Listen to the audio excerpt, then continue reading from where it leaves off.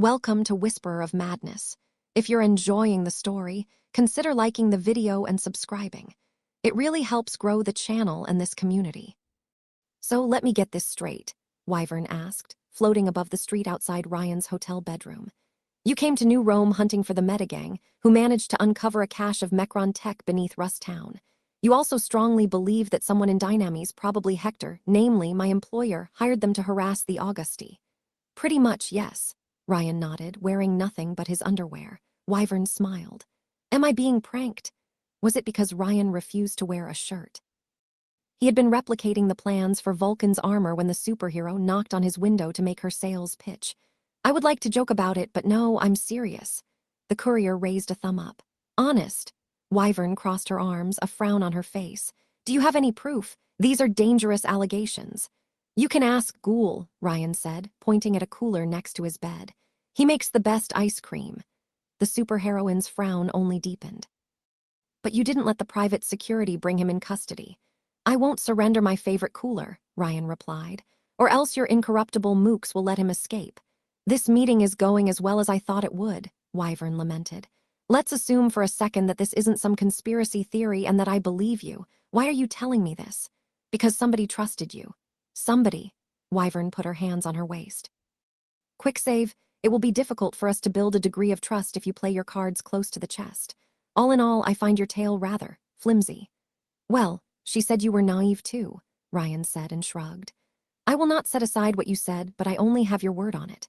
While you have a reputation for reliability, your psych evaluation implies you are highly unstable and prone to attention-seeking behavior. Duh, you can't make life a comedy without an audience.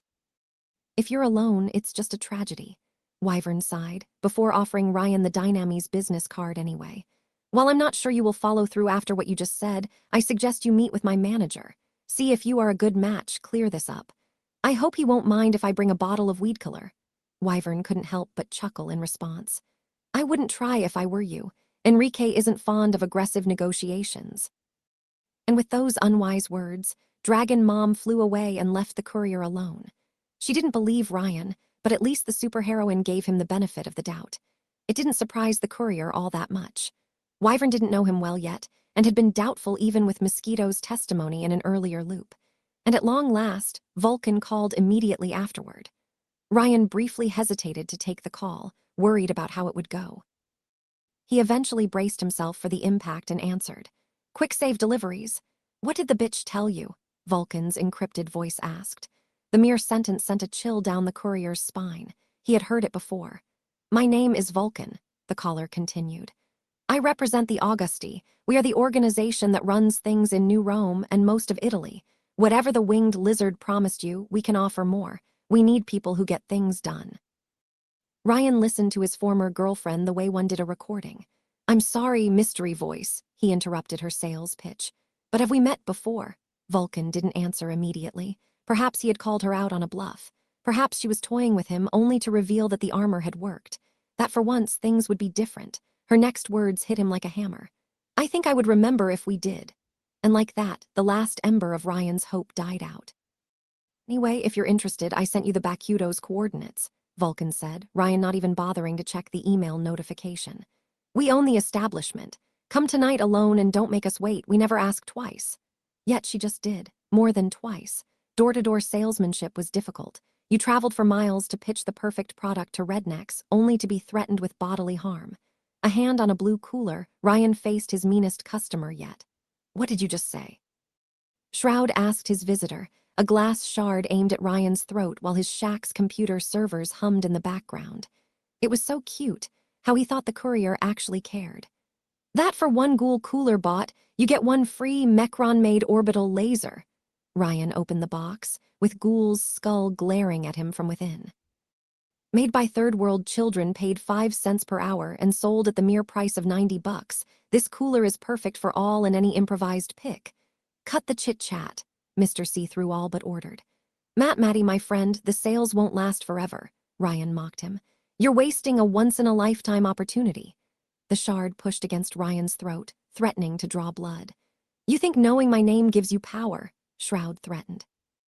I was ready to risk discovery when I came to New Rome, and I fear nothing. So last warning, spill the beans. Cannibal Adam is trying to access the control panel of a Mechron-made orbital satellite called the Baja. Ryan tried to look for the exact name. The Bahamut. The shack's windows all fractured when he said the word. Shroud remained silent for a while before removing the shard aimed at his guest's throat. He sank on his chair in front of the shack's computers, hands clenched. Okay, the vigilante finally said, at a loss of words. Okay, how did you know that name? Well, as you guessed, I can see into parallel timelines and select the one which favors me the most, Ryan lied. While he had grown to know the glass manipulator through the various loops, he was still wary of confiding in him so early in their relationship. I've seen some ugly ones. One where Adam the ogre gets his hands on the Bahamut. The mere thought made the vigilante flinch in dread. Wow. Ryan had never seen him startled that much before. That could only mean one thing. You believe me. Nobody but the people involved in the Mechron raid knew about the satellite, Shroud declared. It's possible there was a leak from someone like Nidhogg, but you haven't been in contact with any of the survivors as far as I know. Also, if you wished to deceive me, you would have found something less outlandish. Hey, are you implying I'm not naturally outlandish? Ryan asked with mock outrage. I'm shocked, I tell you, shocked. No, you aren't, Shroud replied, his fingers fidgeting. The news really had him worried. Why are you telling me this? So you can tell your living son to hurry up because I can't destroy the bunker alone. At least not yet. What is taking him so long anyway? Shroud let out a sigh. Regularly fighting threats of Augustus caliber means our team has a lot of turnovers. After our last outing, the Carnival doesn't have the numbers to take on the Augusti. We have heavy hitters, but so do our enemies. Ah, that explained their tactics. Why rely on asymmetrical warfare to weed out the enemy if you were in a position of strength? So, your leader is recruiting. He's calling in favors from old allies, but they can't leave their own protectorates for long, Shroud admitted. Leo didn't feel confident he could have everyone on board before the end of May. Yeah, well, Hannafat Lecter is probably less than 2 weeks away from success too, Ryan added, like the cherry on the cake. The Metagang destroyed New Rome on May 18th, though the courier doubted it would happen on the same date again. Tell your son to rise faster. I will scout Rust Town and interrogate Ghoul. If I confirm your intel, Shroud joined his hands, his fingers intertwined. If you are correct, then we can't afford to wait, no. How long? A few days at most. Well, that went a lot better than expected. Ryan thought he would have to argue for hours, but the threat was dangerous enough for the Carnival to finally throw caution to the wind. If it's confirmed, I will contact you. Well then, I will infiltrate the Augusti and deliver on my end of the bargain, Ryan said while moving towards the door, leaving the boxed Ghoul behind. You still owe me $90 for the cooler.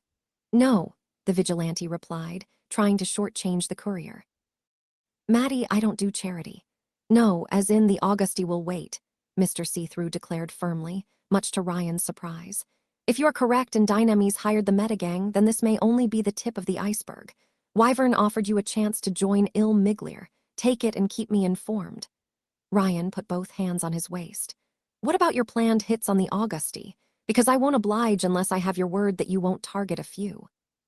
You don't have resources to wage war on both the Augusti and Dynames if it turns out they're the Metagang's employers, Shroud declared, although it clearly wounded him to admit it. Augustus is a monster and his business kills thousands each year, but he will sit on his mountain unless challenged. That bunker is an urgent crisis. So, you will stop your serial apartment bombing spree until we've downsized Dynames. How do you know about that? Mr. See-Through shook his head. Whatever, you have my word. At least, until Mechron's legacy is put to rest once and for all. Well, time for a Dynames run then. It was better this way. Ryan wasn't sure he could stand an Augusti run so soon after losing Jasmine. Sometimes, he wondered why he kept clinging to false hopes when clearly the odds didn't favor him. Time and time again, the courier had thought he could confide in someone and not have it all wiped away with his inevitable death. Yet he kept reopening old wounds instead of just letting it go. I guess hope is a scoundrel's last refuge, Ryan muttered to himself, exiting Shroud's shack with a heavy heart. Hope was all he had once the loop had stripped him away of everything. Ryan moved to his Plymouth Fury, only to find someone had beaten him to it. A white Persian cat slouched on the car hood, his magnificent blue eyes dazzling Ryan with the splendor of their nobility. The creature meowed ferociously at the courier, who immediately recognized him. Eugene Henry. Ryan approached the Plymouth Fury, examining the cat carefully. Yes, it was Eugene Henry. The courier could recognize the noble animal's lazy, prideful attitude anywhere. How could it be? The cat should be in the orphanage at this moment, and he never showed up at the old harbor in any previous loop. What was happening? Eugene Henry let out a loud meow sound, demanding to be petted. So Ryan obliged, raising his hand to scratch the animal between the ears. Pop. Ryan's hand touched only air. There was no flash, no warning. 1 second, the cat was right in front of him. The next, he had vanished. Was he hallucinating? Or wait, Eugene Henry had been exposed to violet dimension energies at the end of the previous loop. Even perhaps that strange, alien entity the courier had briefly glimpsed. Could they have changed him somehow? Ryan knew cats were superior creatures, especially compared to dogs, but could these furballs truly gain superpowers like a genome? He had to go to the orphanage and check on the cat, just to be sure. Ryan sat on the driving seat and prepared to make a short trip to Rust Town before meeting with his favorite cashmere supplier. Riri! At least, that's what he planned for until her voice came out of the chrono radio. And this time, it wasn't pre-recorded. Ryan's fingers clenched around the driving wheel, and he moved the car away to get out of Shroud's range. He had no intention of letting the vigilante eavesdrop on private matters. Shorty. For an agonizing minute, Len didn't seem to know what to say while Ryan drove through New Rome's crowded streets. Finally, she mustered her courage. I heard the broadcast through your chrono radio. She did. Of course she did. She had been listening to his communications since he arrived in New Rome. All these years, he had hoped for someone that could remember him. And now? Is it true? She asked. Can you time travel? Yeah, the courier said bluntly, tensing up. He should have felt relieved, even happy by that unforeseen development, but the barrier between them had risen up again. The loop had washed away all their progress. It happened before. I don't know how the recording went through time, though. Maybe Len had managed to complete her invention before the Bahamut wiped Ischia Island off the map, or it was a side effect of Ryan's own experiment. Len considered the news before asking another question. Why didn't you repeat it? Repeat that conversation, you mean? You and I. He could almost picture her biting her lower lip on the other end of the line. It worked before. It could have worked again. I told you before, Ryan said with a sigh, though that didn't make much sense from her point of view. The breakdown that led to this conversation had been genuine. If I repeated it, it would have been fake. Even if it worked, if it was necessary for us to become friends again, it would have been manipulation. Though it killed him inside, he couldn't replace the Jasmine he lost either. Ryan may see it as mere amnesia. His old girlfriend had a point. If you forgot actions you didn't commit yet and chose to go on another path, were you truly the same person? Or would you become someone else? I guess I wanted our relationship to remain true, Ryan admitted, speaking with the heart. Even if it hurts. He knew it was a lot to ask for, but that was what the courier wanted above everything else. He didn't want to save the world or anything like this, though he would. Ultimately, all that Ryan desired was to be happy. Where are you going, Riri? Len asked, her voice breaking. She tried to keep her composure, but his words had clearly affected her. To the orphanage, he said. I have to check up on something, and make sure the kids will be all right. Sishak was alive again, and if Ryan committed to Dynamis this loop, he couldn't rely on Cancel to kill the bastard permanently. He had to figure a way out of this conundrum. Another short silence.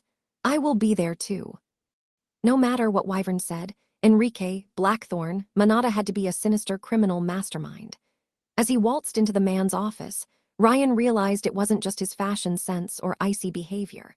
Almost all the plants the green genome collected were poisonous, and one of the fish in his Japanese pond was a fugu pufferfish, infamous for its neurotoxins. Though Ryan knew from experience it tasted wonderful if prepared well. Yeah, nothing suspicious about this man. I'm Enrique Manada, Dynamis CBO and head manager of the Il Miglir program, though you seem to already know that. The manager shook Ryan's hand after rising from behind his desk. I am surprised you agreed to meet with us. Wyvern wasn't very optimistic after your last exchange. Well, I thought I should ask you directly why your organization hired the Metagang, Ryan said bluntly. I figured we would lose way less time this way. His sheer frankness silenced Blackthorn on the spot. It seemed Wyvern hadn't informed him of Ryan's conspiracy theories. Enrique hung back in his chair, quietly angry. He didn't invite Ryan to sit, but the courier did so anyway. Where does this nonsense come from?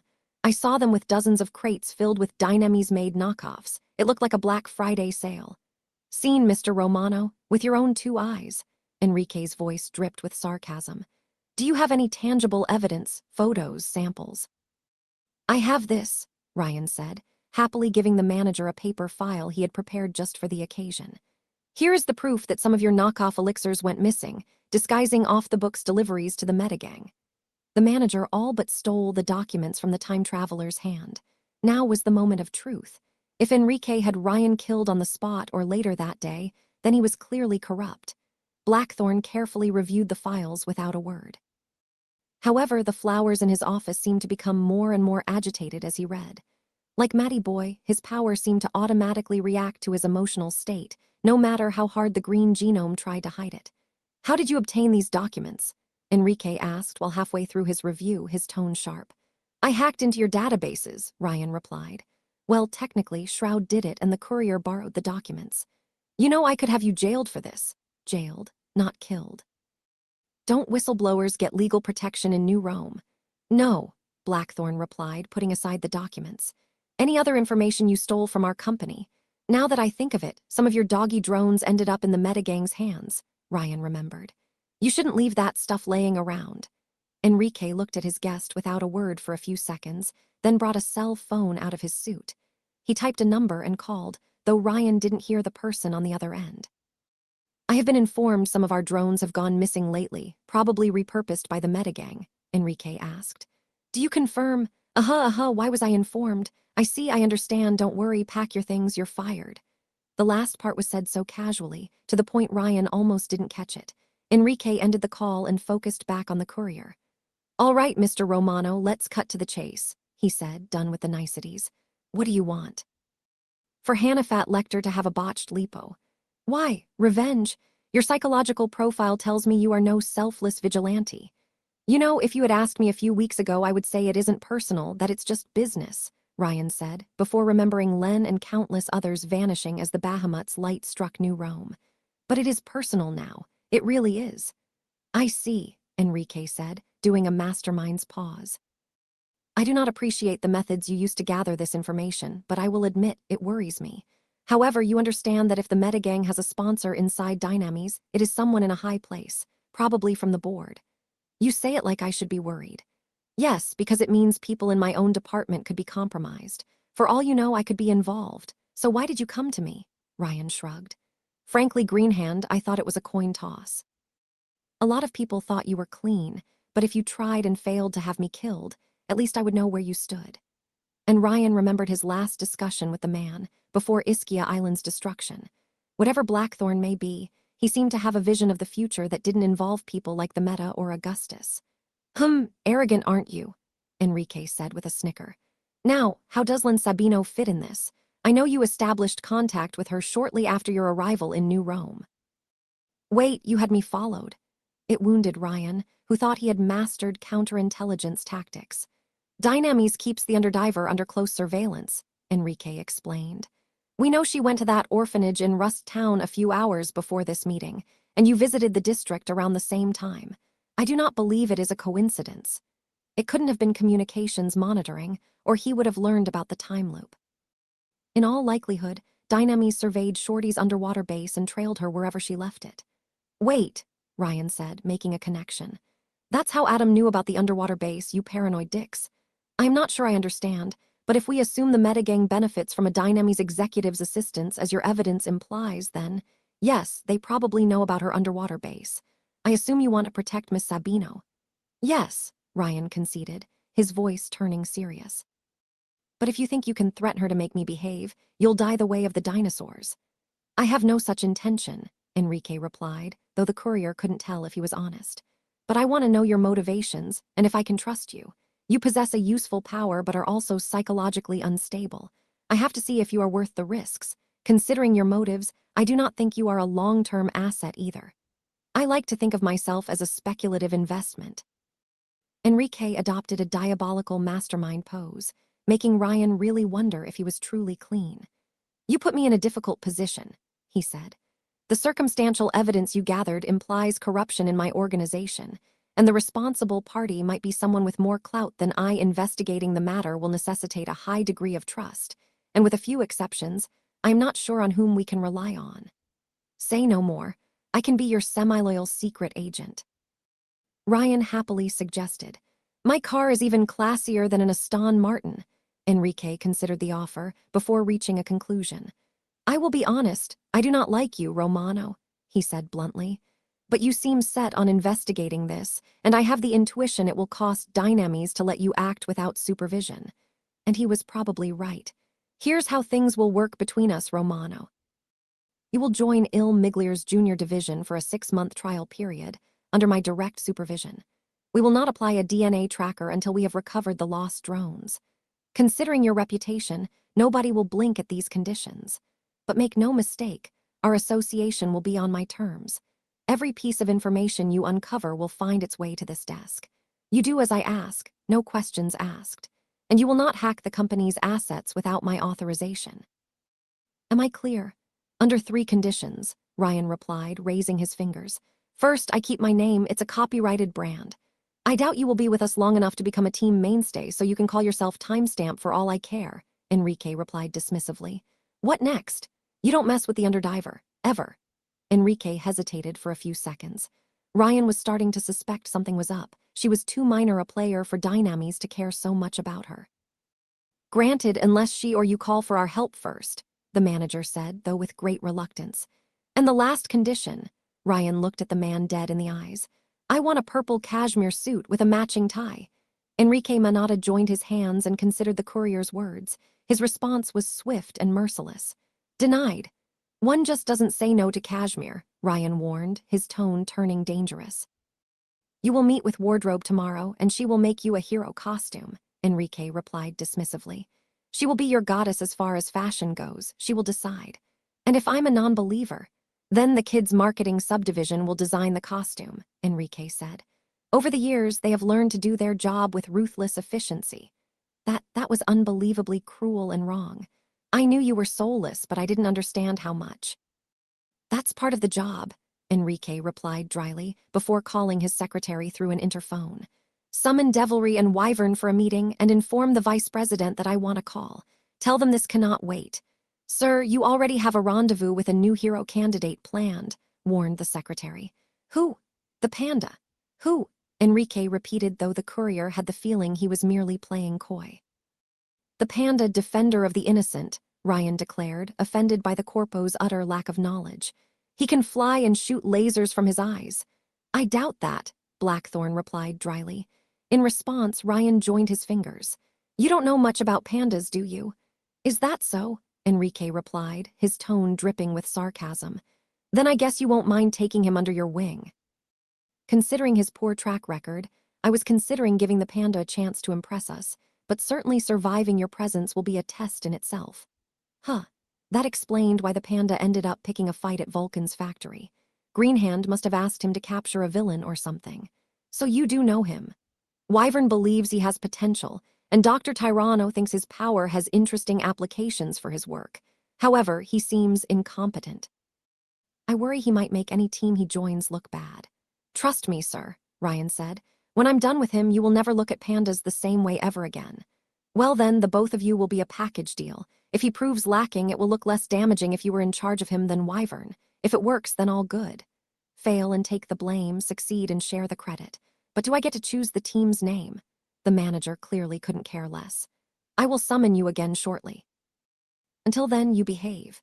And with these words, the manager gave Ryan a contract and dismissed him from his office. The courier walked into the waiting room, where a poor animal in human form anxiously waited. Enrique canceling their meeting seemed to have put him on edge, but he looked at Ryan with his big, hopeful eyes. Panda, Ryan said, holding the contract. Why, yes, sir. The would-be hero tried to look strong, but couldn't face his anxiety. He looked so cute, like a human muppet. And I'm sorry to say that your candidacy, Ryan let out a long, distressed sigh. How should I put it? The panda's heart seemed to stop as all hope disappeared from his face. Your candidacy, Ryan gave the green genome his contract, has been accepted. For a second, the courier thought the sheer relief would make the panda faint, and he almost did. He clearly couldn't believe Dynamis had given him a chance. I've been hired. I'm going to join Il Miglier. Yes, you are, you magnificent beast. Ryan's outburst made Enrique's secretary glare at him in the background, but he ignored her. What is your name, Samurai, your real name? Timmy, I'm Timmy. It's not very Chinese, but it will do, Timmy, it will do, Ryan said, putting his hands on the man-bear's shoulders. You are now my teammate. You want me on your team. Tears started to appear in the man-bear's eyes. Somebody wants the panda on their team. How can one say no to a panda? Ryan asked rhetorically.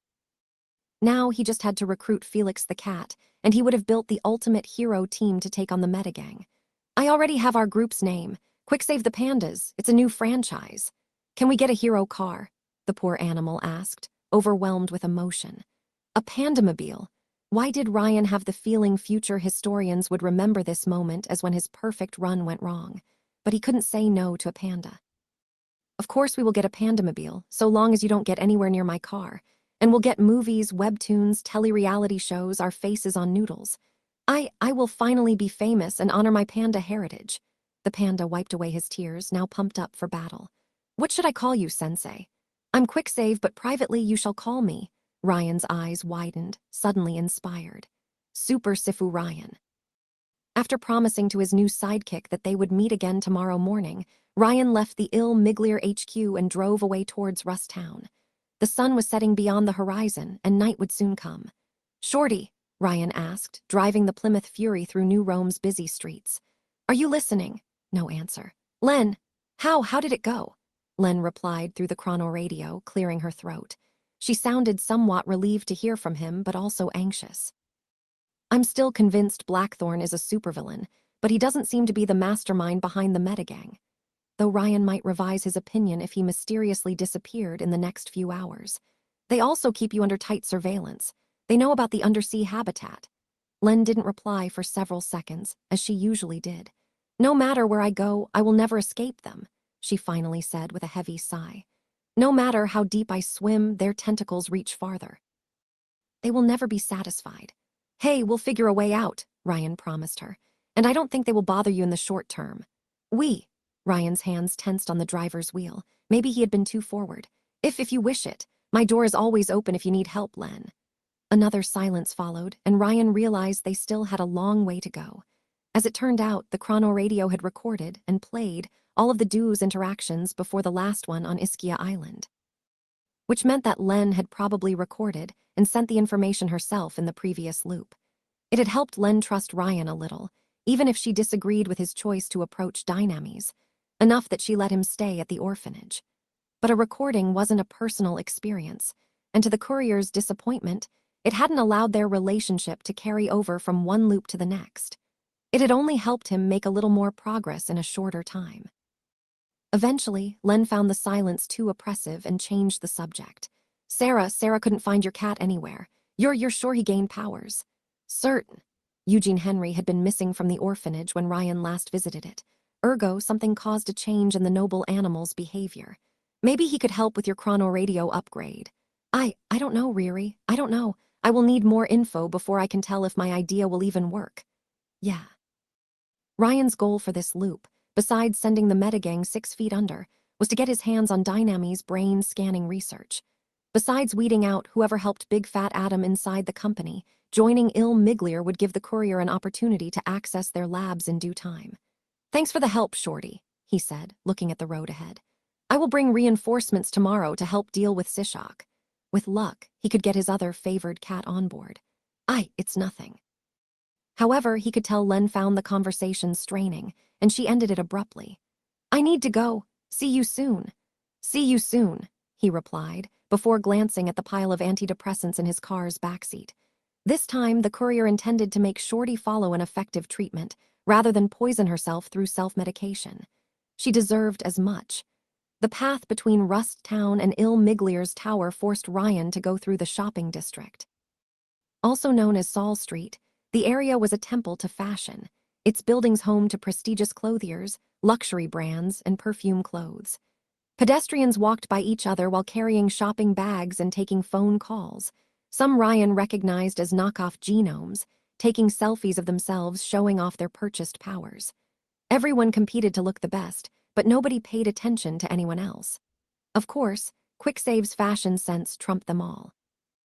Eugene Henry suddenly leaped from a street corner while pursued by a woman, right onto the Plymouth Fury's path. Ryan abruptly froze time and smashed the brake, but the cat had vanished before time even resumed. Instead, the Plymouth Fury had stopped within an inch of a pedestrian. Hey, if you want to die to me, make an appointment first. I'm busy. Ryan complained while looking out of the window until he recognized the person he almost killed. Blindingly beautiful woman with long golden hair and an extravagant dress. How can that furball escape me? Fortuna complained, completely ignoring the car within an inch of her skin. Me? Fortuna, are you all right? Livia Augusti walked out of the street, wearing a sleeveless black dress and an elegant, white-rounded hat atop her platinum hair.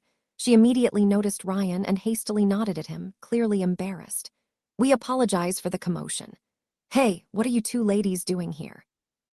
Ryan couldn't help but ask, before noticing that Livia carried a luxurious bag. They had probably been shopping. You aren't insurance chasers, I hope, because if so I will give no quarters. Livy wanted to see that cat more closely. Fortuna replied with a furious scowl, putting her hands on her waist. Where did it go? I couldn't see it clearly, Livia admitted before frowning at Ryan. And I can't see you at all. Couldn't see. Did Eugene Henry partly exist in the purple world? It would explain his random teleportations, and the Augusti princess probably couldn't see the noble animal clearly if he existed in two realities at once. In any case, if you could step away from the road, Ryan asked Fortuna, eager to return to the orphanage. I only run over grannies or ghoul. His dismissive tone made Fortuna look down on him, like a noble crossing path with the dirtiest of peasants. Do you know who we are? No, but I know who I am and I'll tell you. Ryan replied with an upbeat tone. I'm Quicksave, I'm immortal, but don't tell anyone. I don't care, Fortuna replied, irritated. Livia's frown deepened, though. Quicksave, you said? She seemed to find the name familiar. Had Ryan's visit to Dynamis caused Vulcan to put a hit on him already? In that case, he better leave. Unfortunately, Fortuna didn't see things this way. In any case, we need someone to drive us home, and you will do nicely, she said with a newfound smile, clearly expecting him to agree on the spot. Oh no, sorry, I've got something planned, Ryan replied with a shrug. Take the bus. Fortuna blinked. I think I misheard. Wait, she's blind and you're deaf, Ryan asked. You cover each other. Livia couldn't help but chuckle at the joke, but Fortuna didn't find it funny. What is wrong with you? She asked Ryan as if it was only one thing. Fortuna, I will just call Sparrow, Livia said, though she didn't hide her amusement. No, Livy, he has to understand how the world works. Fortuna moved towards Ryan's car door and put her hands on the window, crossing the line. Look at me, look at me. Ryan slowly looked at the self-entitled brat, unimpressed. She was pretty to look at for sure, but damn, her personality made the courier want to make Felix an only child. I'm the best thing that ever happened to you, and that will ever happen to you. Fortuna said it with so much confidence, Ryan was convinced she believed it too. Your whole life led you here, to bring the most beautiful woman in the world and her best friend home. The courier seemed to consider the offer carefully, while Fortuna's insufferable grin grew wider. Eh, Ryan said dismissively, before looking back at the road. 6 out of 10. And like that, he drove away into the sunset, leaving a speechless Fortuna and a semi-amused Livia behind. Ryan looked at the rearview mirror and noticed the Augusti princess kept watching him even as he disappeared around a street corner. She looked intrigued, for a lack of a better term. As it turned out, Wardrobe had an entire floor of Il Miglier's tower dedicated to her. Ryan and the panda waited inside an elevator as it slowly climbed towards their destination. The duo could see the sun illuminate New Rome through a glass window, Ryan glancing at Rust Town while his sidekick sang a Spider-Man cartoon tune to himself. It was May 10th, and Sishak would soon attack the orphanage. Ryan's cell phone buzzed to the tune of I Got You, Babe, drawing him out of his reverie. Quick save deliveries, yes, he said while answering the unknown caller. We will deliver your mail no matter how many corpses it takes. There is a logic in this world, Fortuna's furious voice said on the other end of the line. Everything that can go well for me in this universe does. You violated the natural order. Wait, how did you get this number? Ryan asked, curious but not surprised. I typed it at random. Goddammit, her ability was overpowered. She could probably stumble onto the Dynamis conspiracy by sheer luck if she wanted to. Nobody talks to me like that, quick save. I have men throwing themselves at my feet, millionaires, celebrities. Ryan hung up on her. Who was it, Sifu? His panda disciple asked him. A loony fan, the courier replied dismissively, even as Lucky Girl kept trying to call him. Oh, I had one of those too. She tried to kidnap the panda because she loved his smooth fur. The panda had to run. Couldn't you, Ryan looked into his eyes. Eat her. I can only eat bamboo in panda form, Sifu. Meat makes me want to vomit. The Danish warlord Nidhogg had drunk a green elixir and became a kilometers-long, near-invulnerable serpent. While Timmy drank the same kind of potion only to become that, there was no fairness in this world. "Sifu, why are you looking at me like that?" the panda asked, a little anxious. Ryan sighed and put a hand on the poor animal's shoulder. "I will always support you, young disciple, no matter what." Ryan thought the panda might start crying. "Thank you, Sifu." The elevator finally reached wardrobe's floor and the duo stepped inside. After the ascent, Ryan had expected something luxurious, but nothing like this. The rugs in the welcoming hall had probably cost a fortune. All the chairs were made of refined leather, and the walls had been covered with artistic designs like an art gallery. Fashion and girly mags were piled up on fancy wooden tables. "Come in," Wardrobe called them from another room. The new hero team followed her voice and passed in front of shooting studios, including darkrooms, props, and various photography equipment. Eventually, they made their way to a lobby whose walls were covered with thousands of model pictures and cloth designs. Wardrobe was facing a tough customer around a table, a paper sheet and pencil in hand. "No," Felix the Atom Cat said, sinking in his chair in front of the hero fashion designer. "I'm not wearing a cat latex suit." "Felix, don't be a child," Wardrobe protested.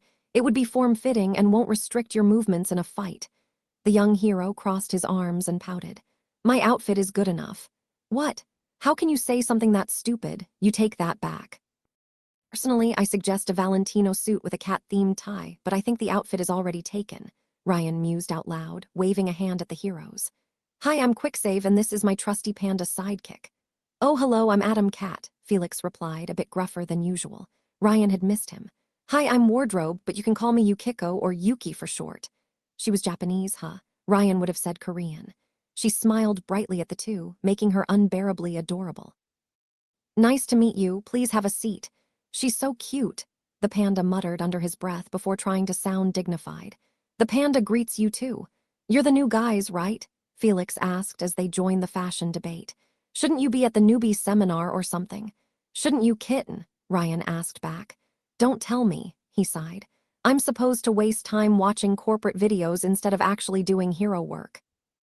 "We are doing hero work right now," Wardrobe said, looking at the Augusty rebel's white gymnast clothes.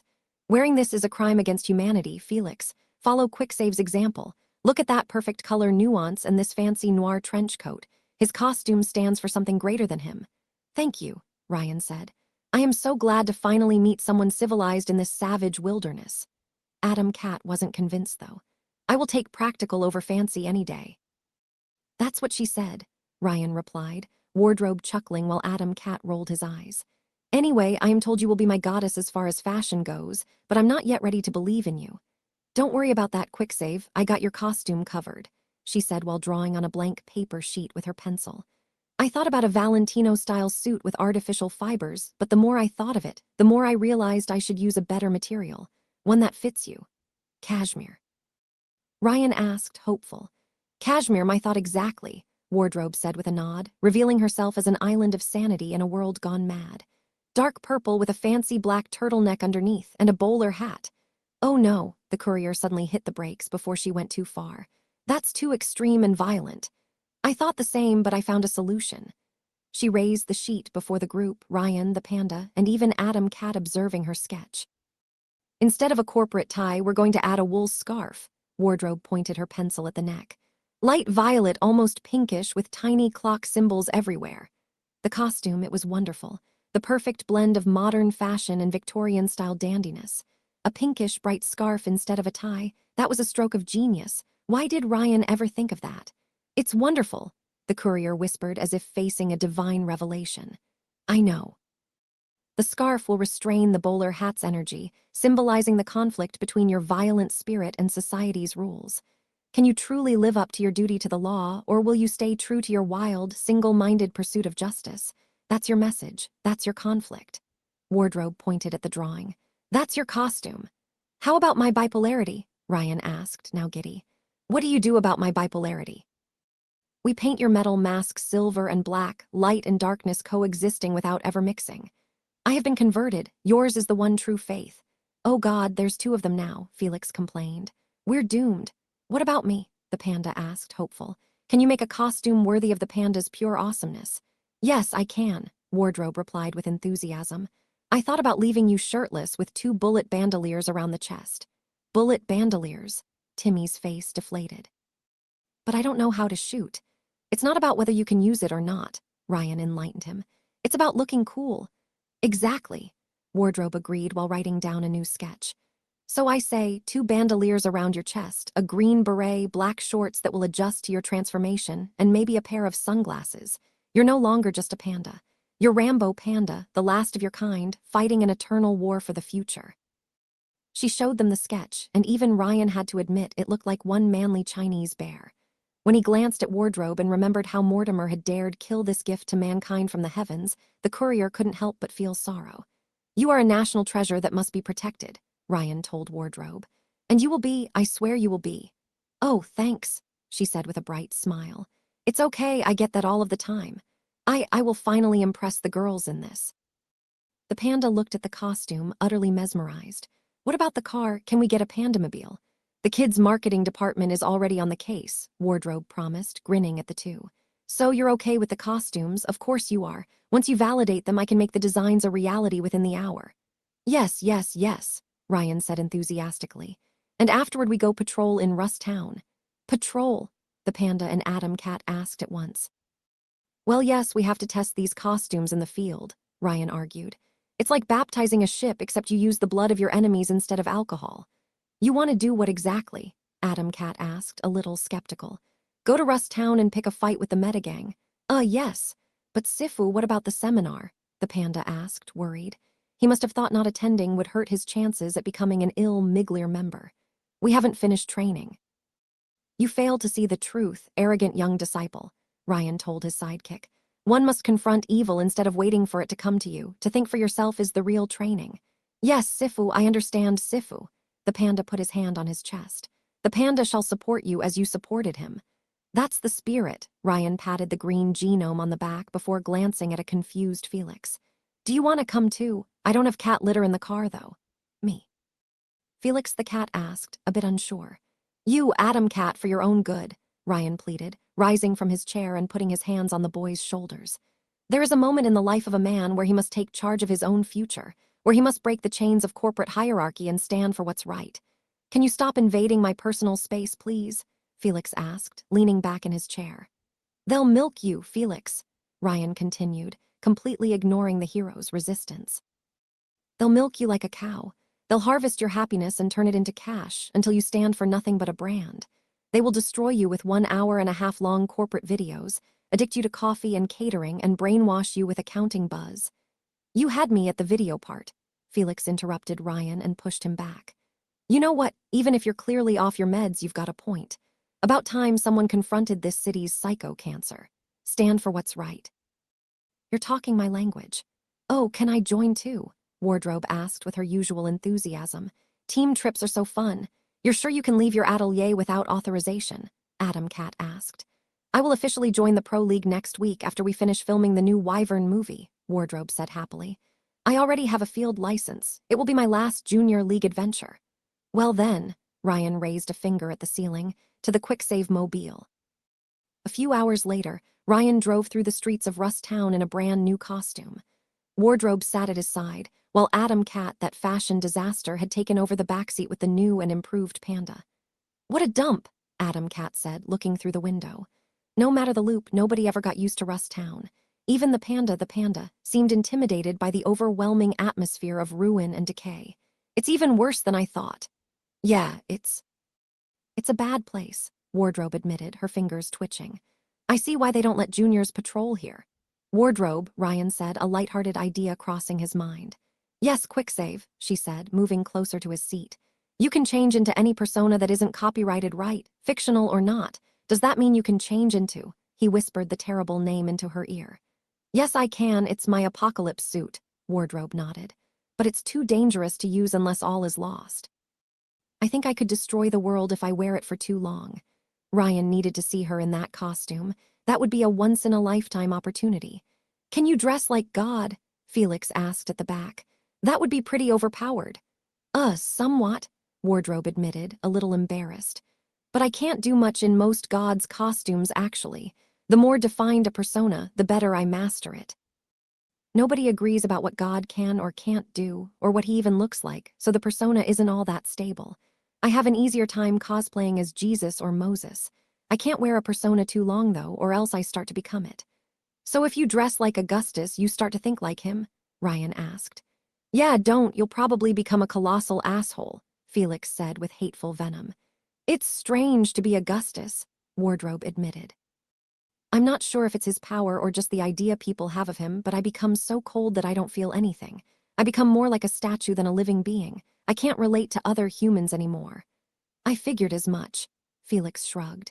Any idea how his invulnerability works? I thought Dynamis would test out its limits. Well, I don't actually copy people or their powers, Wardrobe explained. I copy the idea that people have of them. I mean, Dracula could walk under the sun in the original novel just fine, but I can't stand daylight because everyone thinks vampires are weak to it. So Dynamis isn't sure if my insight is very reliable. Ryan wasn't so sure. Both the original Augustus and his cosplayer had been able to move in the stop time. Come to think of it, this run might be a rare opportunity to figure out the limits of Lightning Dad's power. Could you cosplay as me? The panda asked with enthusiasm. He's the last panda on Earth, Yukiko, Ryan told the fashion goddess, who had earned that nickname with flying colors. You could save the whole species. I don't think I can, Wardrobe admitted sheepishly. You aren't famous enough. What about me? Ryan asked, his heart filled with hope while the panda deflated. Or cancel, can you copy cancel? Adam Cat looked at the courier strangely when he mentioned the power canceller, but Wardrobe had clearly no idea who she was. Who? No, I can only copy personas ingrained in mankind's collective consciousness. I'm sorry. Well, that sent Ryan's plan to deal with Sishak down the drain, and Wardrobe wouldn't be able to mimic his power if nobody knew its true nature. A shame. Adam Cat grabbed his cell phone, read the screen, and then put it back in his pocket. His mood clearly worsened afterward. What is it, Felix? Wardrobe asked, clearly worried for his well-being. My sister and my ex, Felix replied. Oh, Livia. Ryan asked out loud. How do you know that? Did Blackthorn tell you? Felix crossed his arms. Yeah, it's Livia. Oh, you had a girlfriend? The panda asked, immediately interested. Do you still love her? No, we're over, Felix replied bluntly, looking sorrowfully through the windows. At the end of the day, it's family over what's right or even what's good for her. I can't compromise anymore, not after what I've seen. Yeah, I see exactly what you mean, Ryan said with a sigh, remembering the old bad days with Bloodstream. He heard his phone buzzing, checking it with one hand and keeping another on the driving wheel. It wasn't responsible, but he had mastered the art of text driving early in his loops. You have 41 messages from Lucky Girl. You have one message from Unknown. Fortuna was quite persistent. Wait, she was all over Matty Boy because he didn't give in to her attention. Just like Ryan himself, this run, he had a bad feeling about this. Anyway, he didn't check these messages and instead read the text from his unknown caller. The message consisted of a single sentence. Unknown, the orange is in the hen house. Ryan hit the brake so fast it startled everyone. Sifu, you shouldn't text while driving, the panda complained from the back. Sorry, Ryan replied, frantically typing the answer before driving back towards the orphanage, his mind bustling with questions. Though he only sent one to the unknown caller. Plushy tamer, where and when? And right in front of us, you can see Rust Town's famous orphanage, where the most dangerous creatures in the world are raised in the wild, Ryan said as he finished giving his team a tour of the area, parking the Plymouth near the entrance. Human children. You exaggerate, Wardrobe chuckled, looking through the window. Len was waiting with Sarah and another boy near the orphanage's entrance, the kids playing with a Labrador. Unlike the previous loop, the genius hadn't put on her diving armor yet, sticking to her brown suit and water rifle. I think you underestimate these creatures, Ryan argued. They eat baby candies and they listen to loud music at night. Why are we here exactly? Adam Cat asked from the back. Well, according to my intel, the Metagang intends to target the place today, Ryan said, though he didn't mention which source. His words caused everyone to look at him in alarm. They will abduct the residents unless we drive them off. They intend to attack children. Wardrobe's adorable face had turned white from the horror. I would like to say I'm surprised, but I'm not, Felix grumbled. Don't worry, Sifu, we will save them, the panda said with enthusiasm, a hand on his chest. We will break these villains like bamboo. We will need to work on your puns, arrogant young disciple, Ryan said as the group stepped out of the car, instantly catching the children's attention. Oh, it's Wardrobe. Little Sarah's eyes widened upon recognizing the heroine. It seemed that while she wasn't as well known as Wyvern, the fashion designer had her fans. Where? Another child asked, rushing out of the orphanage alongside half a dozen of the tiny devils. Riri, Len whispered softly, while the children swarmed the heroes, most asking for Wardrobe's autograph. The panda looked really jealous of her fame, which he coveted for himself. Guys, this is Len, alias Underdiver, Ryan introduced them. She's a friend. Shorty, this is Adam Kitty, my new BFF Wardrobe and Super Panda. He can fly and shoot lasers from his eyes. Adam Kitty, huh? Never heard that one before, quickie. Adam Cat crossed his arms while he observed Len. Isn't she a criminal, though? I heard Vulcan paid the private security to have her released. Len immediately tensed up, looking at Adam Cat suspiciously. Your corporate overlords are the real criminals, she replied harshly, waving a hand at Russ Town. This is their work. Can't argue with that, Felix admitted with sheepish embarrassment. You're taking care of the place. Someone has to. Quick save, you monster. Wardrobe glared at him, having finished writing autographs for the kids. I'm so disappointed in you. About what? Ryan asked with a frown. You can't let your friend dress like this. Wardrobe ranted as she approached a very surprised Len and touched every part of her outfit with her soft fingers. Her costume is hideous. Clearly, Len didn't know how to react to this. I'm what? The colors are all wrong, it stands for nothing, and it's not even form-fitting. Wardrobe started touching Len's breasts, much to her dismay. Look at her beautiful figure. All that potential wasted. Stop, please, Len pleaded, as if attacked by an over-affectionate puppy. I'm sorry, darling, I can't look the other way. Wardrobe removed her hands from the genius and adopted a pose reminding Ryan of the Rodden's Thinker statue. She devoured Len with her eyes, the poor genius now as red as a tomato. We need silver and blue with scales. What's your power? Little Sarah asked the panda. Oh, I can become the best creature in the world. The green genome immediately transformed into his animal shape, much to the kids' delight. Over Panda Overdrive, it's a bear. A little girl squealed as the panda lifted her on his shoulders. It's a bear. So soft and warm, another boy said as he touched the beast's fur. Oh, little Sarah looked up at Felix. Can you transform into a cat too? No, Felix replied with a gruff tone. But your name? I like cats, that is all. You are a huge disappointment, little Sarah snarked back at him, before giving in to the panda's cuteness. The animal eventually laid on his back, letting the children use his belly as a trampoline. The panda had found his power's true purpose, entertaining children. Ryan would have found the scene quite funny had his mind not been distracted by something else. The orange is in the hen house. It was a joke phrase that Ryan told people when they asked details about his power. But he hadn't used it once in this entire loop. The fact someone sent it to him could only mean one thing. Somewhere somebody remembered. No, he shouldn't keep his hopes up in case they ended up dashed. For all he knew, the chrono radio could have broadcast that message. But in case someone did remember, who could it be? Ryan remembered using that sentence 3 times. Once in the Bakudo during an early loop, once to Shroud when he asked his power, and once with Livia. It could have also been Jasmine, but why would she fake amnesia? Livia, though, had seemed to recognize Ryan's name. He was also pretty sure she had a second power like her father, when he didn't fully understand yet. For all the courier knew, it could allow her to keep her memories from one loop to another. His thoughts raised more questions than answers. Ryan could ask the poor kitten for confirmation, but he had the feeling it would backfire. If it was Livia, Felix would ask why the courier received messages from Augustus' daughter. He might mistake the time traveler for a mafia mole and ruin everything. Children eager for an autograph managed to distract Wardrobe long enough for Len to escape her clutches. Riri, the genius whispered to the courier. Do you have a plan? My idea to deal with Sishak was a flop, Ryan admitted. He thought Wardrobe could cosplay as Cancel and finish off the bodyjacker, but clearly it wouldn't happen. We'll have to go with yours. I hope it will work, she said, raising her water gun. I never tried it before. Her bubble prison worked fine against reload in the previous loop, so Ryan didn't doubt its effectiveness. Unless, of course, Sishak had an automatic suicide button to avoid capture.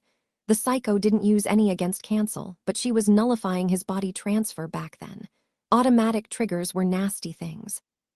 The courier developed one in his early loops, but he never found the right balance. One of his devices, meant to protect him against mind readers, ended up mistaking his saves as memory manipulation attempts. In another case, a chest bomb kept detonating at inopportune times. Eventually, Ryan gave up on the idea altogether, finding it more trouble than it was theoretically worth. Had Sipsy reached the same conclusion? He couldn't tell until they crossed that bridge. Which, unfortunately, wouldn't take that long. Ryan noticed Sishak's black, rusted minibus drive towards the orphanage, quickly followed by a second one. The metagang had brought reinforcements. He should have expected it. Without Ghoul to serve as a smokescreen, the land probably noticed a large group of genomes around the orphanage. Hopefully, Adam would keep his heavy hitters in reserve to protect the junkyard, rather than send them all to the orphanage. Ryan could do without another fight with acid rain. Especially since she murdered Felix the cat the first time they met. It's them, Felix guessed, tensing up. The meta. Go inside right now, Len told the children. Hide in the basement and don't come out until I say so. But Ma, little Sarah protested. Do as I say, the genius asked more firmly, raising her water gun. Don't worry, sweetie, Wardrobe said with a reassuring wink. Heroes always win. Unless they took a bullet to the head, but Ryan hoped it wouldn't come to that. The children fled into the orphanage, the other genomes preparing themselves up for a fight. All right, guys, let me do the talking until bullets start flying, Ryan said, stealthily grabbing a device from the back of his Plymouth Fury and hiding it inside his suit. He also put on the Fisty brothers, determined to personally introduce them to Sishak's jaw. No matter what you hear, try to keep calm. Why yes, Sifu, the panda said, fidgeting in place. Though he tried to put on a brave front, Ryan could tell the hero wannabe didn't have any experience whatsoever. What's this? Adam Cat asked, eyeing Ryan's suit. Some ultimate weapon? You can say that, Ryan replied, preparing himself for his performance as the metagang parked in front of the orphanage. It's a wiretap. Sishak stepped out of his car first, followed by Mongrel and Mosquito. The other minibus stopped nearby, two more psychos emerging from it. A reptilian humanoid and a bipedal jaguar. Ryan remembered them both from his suicide run. He had run the lizard over on his way to the bunker, while the jaguar man, Rakshasa, could summon gremlins. The two groups were evenly matched, or so it seemed. Little Cessair. No matter the number of loops, the possessive way Sishak said it always sent a shiver down Ryan's spine. And the delightful Len, it's quite the reunion. I told you I smelled a pack of genomes, Mosquito said, cracking his knuckles. The other meta seemed to barely restrain themselves. Mongrel showed his teeth, the lizard guy's tail whipped the ground, and Rakshasa prepared to summon gremlins for support. Guess it's blood harvest time. Yes, though we only came for the children in that shelter, this is a good day indeed, Sishak said. Then you will have to explain that to Don Hector, Ryan lied, channeling Blackthorn's corporate arrogance. He's not happy with you already, so I wouldn't recommend it. The sentence made Sishak flinch. It was an epic poker bluff, but Ryan knew he could still win with a weak hand. They didn't call his style loose aggressive for nothing. The meta glanced at their leader, who carefully examined Ryan. He sensed something was wrong, but the fact he didn't immediately call out the courier's bluff meant he had hit the mark. I did not have the pleasure of meeting with any Hector, Sishak said, suspicious.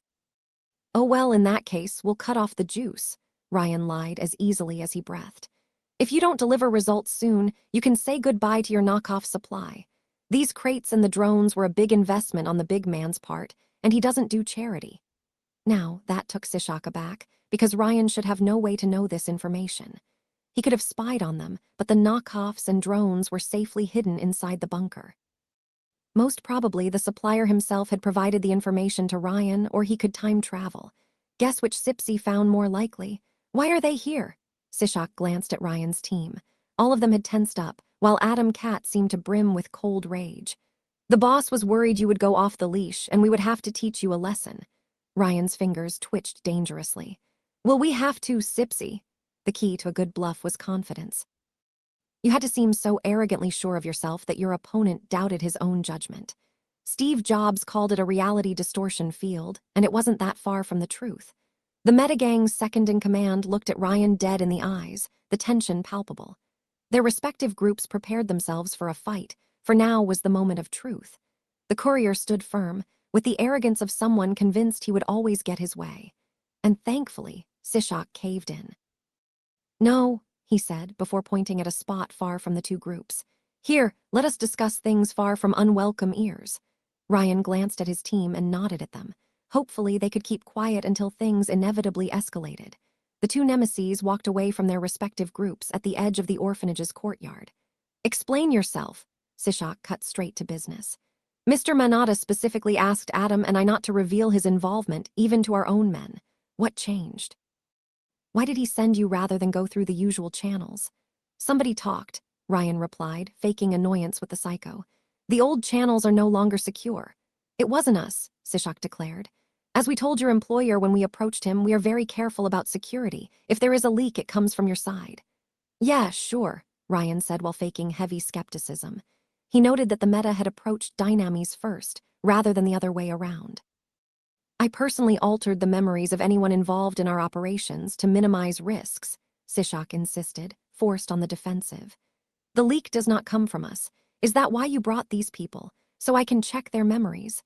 "No, they do like it, but they will keep their mouth shut," Ryan lied. "Why is the big boss paying you off generously to visit orphanages? Don't tell me the fat ass wants some chicken nuggets for dinner." Hannafat Lecter had been cunning enough to keep his mouth shut in the previous loops, at least until he had blown up the city. The courier had the feeling Sishak wouldn't share his boss' self-control. He was too arrogant and confident in his immortality. "We intend to use these goblins as soldiers against the Augusti," Sishak lied as he breathed. "I assure you, we are making progress. We pushed them out of this district and started hitting their suppliers." "Barmen and normies," Ryan replied disdainfully. "Where is the A material? The Killer's 7, Pluto, Neptune. Looks like you're underperforming and company divisions who don't bring results get downsized." Okay, maybe he was laying it a bit too thick with the corporate metaphors, but it seemed to work. Sishak lying about Mecron's bunker also meant that Hector Manada probably didn't know about it. The more he listened, the more Ryan saw the bigger picture. Adam had learned of the bunker somehow and came to Rust Town to unearth it. But since he needed time to do so quietly, the Meta's leader had approached Hector Manada to secure a knockoff elixir supply and pacify his crew of addicts. Adam promised to target the Augusti on Dynamis' behalf, without ever intending to deliver. These psycho bastards had planned to overthrow their employers from the start. "As I told Mr. Manada, we lack the numbers to move carelessly," Sishak argued, trying to save the knockoff connection. The metagang probably expected to take weeks to fully conquer the bunker, and they couldn't jeopardize their juice supply until then. "We need to gather more information before we can make a strategic move." Ryan raised 3 fingers. 3 days, he said. "You have 3 days to deliver results." 3 days? Surprise broke through Sishak's emotionless tone. "That is way too short." "You have 3 days to deliver," Ryan repeated boldly, "or the deal is off." Now he was mostly trolling Sishak before the coup de grace, but he hoped to make him panic enough to blurt out one last juicy bit of info. And he had guessed right. "I have made considerable progress on the other project," Sishak argued. "If Mr. Manada was willing to extend that period, I could show him." The second project? Now Ryan couldn't be sure about it, but he could infer its nature from various elements compiled from the previous loops. "The brain scan?" the courier asked, hoping he had guessed right. "Your technology, while primitive, is compatible with my power," Sishak said, regaining his composure. "I can easily copy a mind from one brain to another, as long as they are closely related." As Ryan had thought, he had wondered why the Dynamis/Meta alliance quickly collapsed in the previous loop with Sishak's death, but now it made sense. With the Meta's failures against the Augusti and the brain manipulator's demise, Hector Manada probably thought he should just scrap that alliance and cover his tracks. "How closely?" "Clones would be the best, but we can work with close relatives. Siblings, children." Sishak marked a short pause. "Even genomes." "Careful there," Ryan said, though he would make sure Enrique would hear of this. "What you imply could be taken the wrong way." "I'm simply saying that it is an option if your employer is willing to entertain it." And like that, Sishak had given the courier everything he needed. Ryan looked at the skies, hoping to see flying armor. Now was time for Vulcan to show up and turn it into a ménage à trois. Any minute now. Any minute now, damn, was it the higher number of genomes involved that made Jasmine change her mind? At least, Ryan was pretty sure he could rely on someone else. "Was that enough for you, Mr. Windshield?" Ryan said, glancing at an empty spot. Sishak froze in confusion until a voice answered out of nowhere, "Yes." "Oh well," Ryan said, glancing back at Sishak, who started to realize he had been tricked. Sipsy, you probably don't remember, but there's something I promised you last time we met, and quick save always delivers. Ryan punched Sishak in the jaw by surprise as all windows in the area exploded into glass shrapnel. And the whole thing started so well. Right after Ryan punched Sishak's jaw out, Shroud revealed his presence and unleashed glass shards in all directions. The situation quickly devolved into a chaotic melee, while the pets in the animal shelter howled as one. Shorty immediately fired at Sishak with her water rifle, the liquid forming a 3 meters wide bubble around the meta. The malevolent telepath struggled inside, unable to escape the liquid prison. Meanwhile, Rakshasa had summoned a dozen gremlins. Adam Cat attempted to engage Mongrel in close combat, only to be repelled by a blast of compressed air, and Wardrobe's costume transformed into a cosplay of Che Guevara.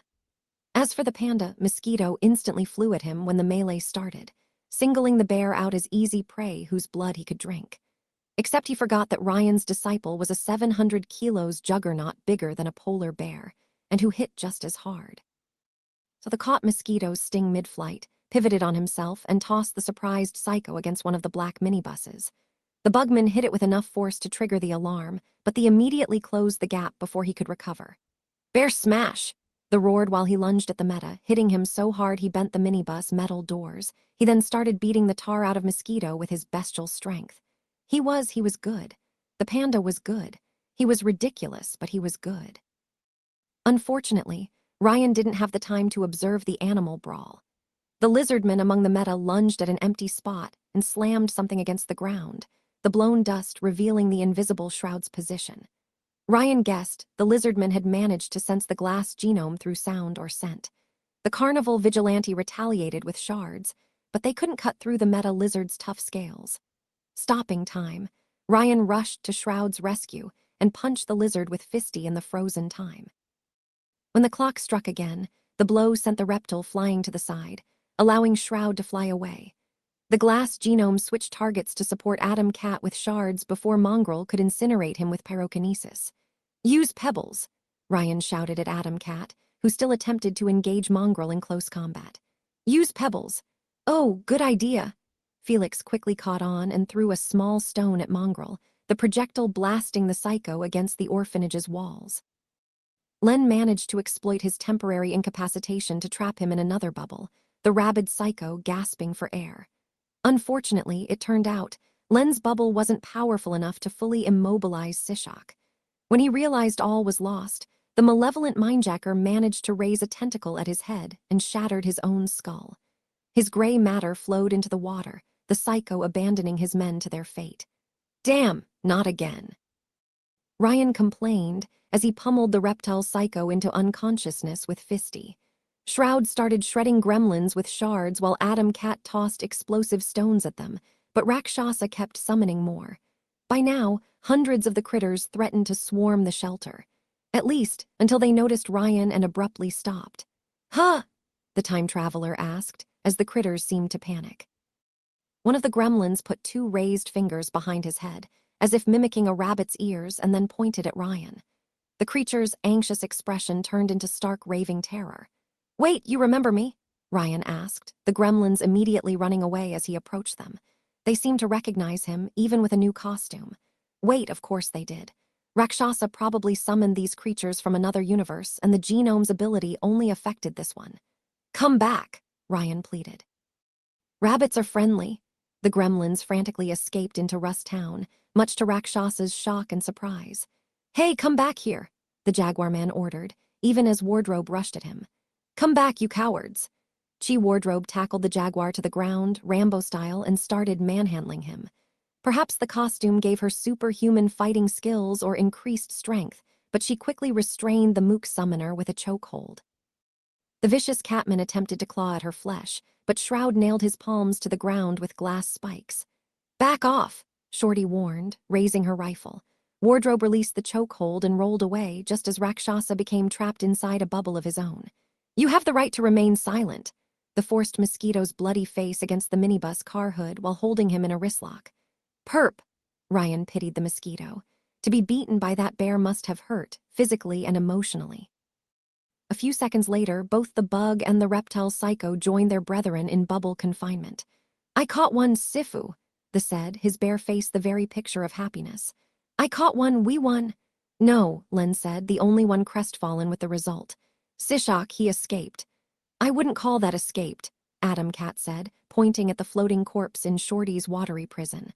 Actually, can they survive inside these bubbles?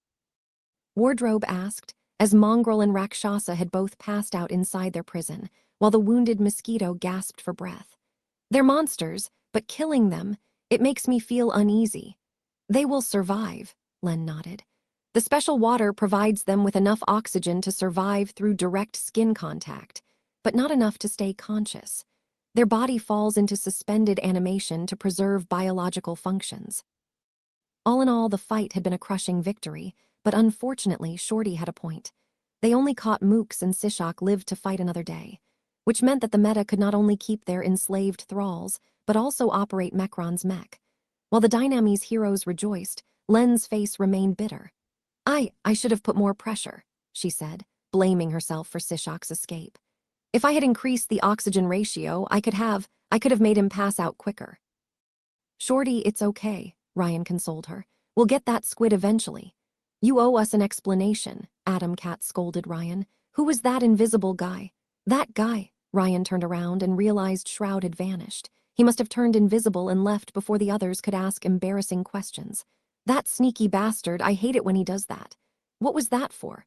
Adam Cat kept asking, suspicious. That stuff about Hector, because I assume it is the Hector.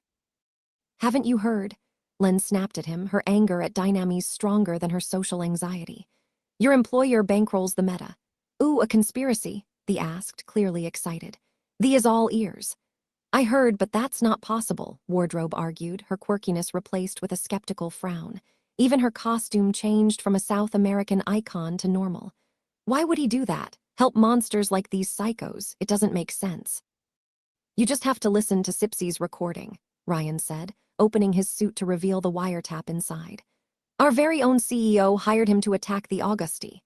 To prove his point, he activated the recording. Adam Cat brimmed with rage, the sat on his ass without a word, and Shorty, when she heard Sishak talk about the children, she looked positively murderous. In all his years knowing her, Ryan had never seen her like that. But it doesn't make sense. If it were known, it would be disastrous for the company's image, Wardrobe argued, focusing on the marketing side of things. It could be an impersonator trying to ruin Mr. Manada's reputation, or the meta could lie to tarnish it. I mean, that's what PR will say. Who else could deliver crates of knockoff elixirs to the metagang? Felix replied with irritation, fists clenched. I knew they were snakes, and I still let them bite me. But if that's true, the cleared his throat, a bit afraid.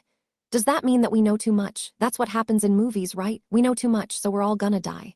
Nobody is going to die, Wardrobe protested, hands on her waist. We will do things by the book and take that recording to our manager. But what happens if he's in on the conspiracy too? You knew it would happen when you brought us here, Adam Cat accused Ryan. That was your plan from the start. And who was that invisible guy? He's a friend, Ryan said. He's very shy and not as transparent as he seems, but he's a good one, a vigilante. Was it why that was recruited? He asked Ryan, his eyes widening in hope. You couldn't trust anyone else. It was technically true, in a weird way. Ryan was absolutely sure that had nothing to do with any conspiracy whatsoever, because no Illuminati in their right mind would hire him. Exactly, young disciple, he replied, raising a finger at the animal's heart. I chose you because of this. My liver. No, your pure heart. Ryan lightly slapped him in the back of the head. You still have so much to learn. Okay, this is way above my pay grade, Wardrobe replied after taking a deep breath, glancing at the metagang. First thing first, what do we do about these guys? How long will these bubbles hold? Hours, Len replied laconically. Okay, good, that's more than enough time to bring them back to Optimit's tower, Wardrobe declared with a nod. Everyone loves a by-the-book arrest. What haven't you heard? Felix the cat said with a tone filled with anger.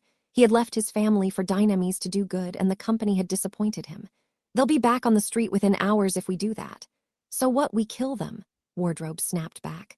We can't do that, we aren't vigilantes. We stand for something. There are due processes to follow. You would rather stick to your contract and risk letting these guys go. They tried to kidnap children to turn them into soldiers. Hey, everyone calm down, Ryan said before the argument could grow more intense. Look, here's my proposal. We call our beloved manager, he sends help to bring the perps into custody, and we give him the recording. That's why I took it in the first place. I can get behind that, Wardrobe said with a nod. I'm sure Enrique will clear this up. Adam Cat crossed his arms, glaring at Ryan suspiciously. You're both in on it, you and Blackthorn. Sorry, kitten, it's top secret. You're both in on it, trying to expose Hector. He marked a short pause. Good. And obviously about what you heard today. Ryan glanced at everyone, putting a finger on his mask where the lips should have been. Shush. The will be as silent as a tomb, his disciple promised, before rising back on his feet. Can I make the arrest before the cameras? Bring the perps out of the car and into the tower. Oh right, that will be your first arrest, Wardrobe replied with a cheery grin. You will see, you never forget your first, and with your new costume I'm sure you will shoot up the popularity charts. About costumes, why Che Guevara? Ryan asked. The question had bothered him for a while. Because PR never lets me wear it, or Fidel Castro's, she admitted, a little embarrassed. They say it's too subversive, even if I can survive anything when I wear his uniform. Len's head perked up, her communist radar triggered. Are you a Marxist? I would say I'm more of a social democrat, Wardrobe admitted, leaving Len disappointed. The fashion designer immediately tried to cheer her up. But I sympathize. Ryan heard his cell phone bleep and he realized someone had sent him a message. I have to go. What? But you will miss the photo session. Wardrobe complained, glaring at him. Quick save, it would be perfect to introduce your new costume to the world. Sorry, Shorty, and I need to bring the kids home, Ryan said, while Len frowned at him. Though Sishok's temporary demise had not warranted a response from Big Fat Adam, the meta would probably hit the orphanage again with heavy hitters unless evacuated. And after that, I have a date. The unknown caller had sent him an invitation. That evening, Ryan drove the Plymouth Fury south of New Rome, with Len sitting in the other seat. They made their way past the strip and into a place that could only be called a slum. Well, maybe he was exaggerating. The place was terribly dirty, the ground littered with used drug paraphernalia, spent condoms, and even bullet casings, but it wasn't as bad as Rust Town. Ryan didn't see any feral dogs scavenging trash cans, and people walked around without the sense of paranoia that characterized the northern neighborhoods. The place was a dump, but somebody kept order. Ryan parked the Plymouth Fury at the parking lot of a particularly uninviting motel, its wall paint peeling away and its neon sign flickering. The courier noticed the remnants of a pool nearby, long drained away. Only one of the rooms had the lights on, located on the first floor. Cancel guarded the door, at least it confirmed his suspicions. It's here, Ryan said, checking the address sent by the mystery caller. I know this place, Len frowned anxiously. They call it Deadland Motel. Yeah, it looks pretty dead to me too. Reary, she said, looking at him with concern. They call it this way because a lot of people disappear there. It didn't surprise him.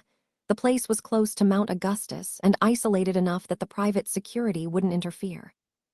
What surprised him was that Shorty had insisted on coming with him after she evacuated the children to her underwater hideout. It warmed his heart. If they wanted to kill me, they wouldn't have sent me an invitation. Are you sure you want to do this? Ryan glanced at Cancel. It's the only way to be sure, he replied before smiling at his partner. And with you as my backup, I have nothing to fear. Don't joke about it, please. Yeah, but I gotta admit, he smiled beneath his mask. It's nice to have someone watching my back. Yes, I feel that way too. She glanced away. Please be careful, all right? I swear. And after these emotional words, Ryan exited the car, climbed the stairs to the motel's first floor, and made his way towards Cancel. Hi, Greta, the time traveler waved a hand at her. Is Mortimer nearby? Oh, hi, she replied, waving a hand at him with the same cute friendliness as always. He's hiding in a corner. Judas, Mortimer's voice answered, though Ryan wasn't sure if it came from the walls or the ground. Judas, but have we met? Cancel asked Ryan with a friendly expression. The courier had never seen her change it, no matter the loops. I always remember masks and faces. Well, you didn't try to kill me yet, Ryan joked. Oh, good, I would feel bad if I had missed you. But if you're here to kill me, could we pick something more dignified than a motel? Ryan asked, pointed north. I think there are some public toilets 2 streets away. It's fine, we're here for security, Greta reassured him, pointing at the door. Someone wants to meet you, as he assumed. With one last glance at a worried Len waiting for him, Ryan opened the bedroom door and walked inside. To his surprise, the inside looked far cozier and larger than the outside. It was a pretty normal room, actually, including a king-sized bed and various amenities, though Ryan couldn't help but diss the blue wall paint. Someone had set a dining table, including coffee cups, a chessboard, and even cookies. His host sat on the other side, waiting for him. "Thank you for coming, quick save," Livia Augusti said as he closed the door behind him. "Or should I call you Ryan?" Ryan frowned, a bit confused. "You do not know?" "Not quite," the mafia princess admitted. "But this is not the first time we meet, is it? How did I call you before you turned back the hand of time?" She knew. Goddammit, she knew, and cancel was 3 meters away. "You called me Ryan," he replied, trying not to show his fear. "We were casual acquaintances."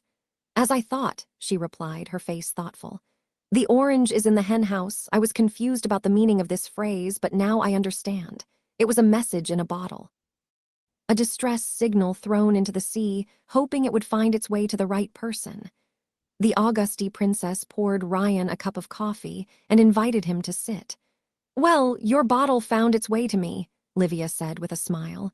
"Let's open it together." For a long moment, Ryan didn't say a single word.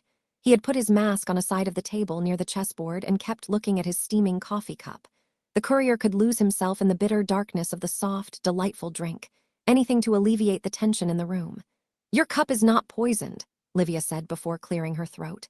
She wore a black turtleneck, classy but casual. "If I wanted you dead, you would be. Poison wouldn't work anyway." Ryan shrugged before grabbing the cookies and drenching them in the coffee.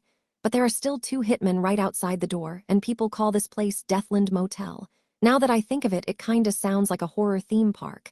It's for my safety." Livia put her hands around her coffee cup to better feel the warmth on her fingers. "My previous self seems to have perished abruptly, from what I can gather." "It wasn't me," Ryan protested. "How can I be sure?" Asked with a frown on her face. "I know you lied about your ability to my old self. You told her that you could jump through alternate realities when you could actually go back in time." "It was metaphorically true," Ryan deadpanned before eating the cookie. "It was quite sweet, but not all that good." "Which is another way to say you lied," Livia replied, unflappable. "I would have brought Crypto to this gathering if I could, but he had a hockey-related accident. I presume you were behind it." "I warned him." Ryan protested.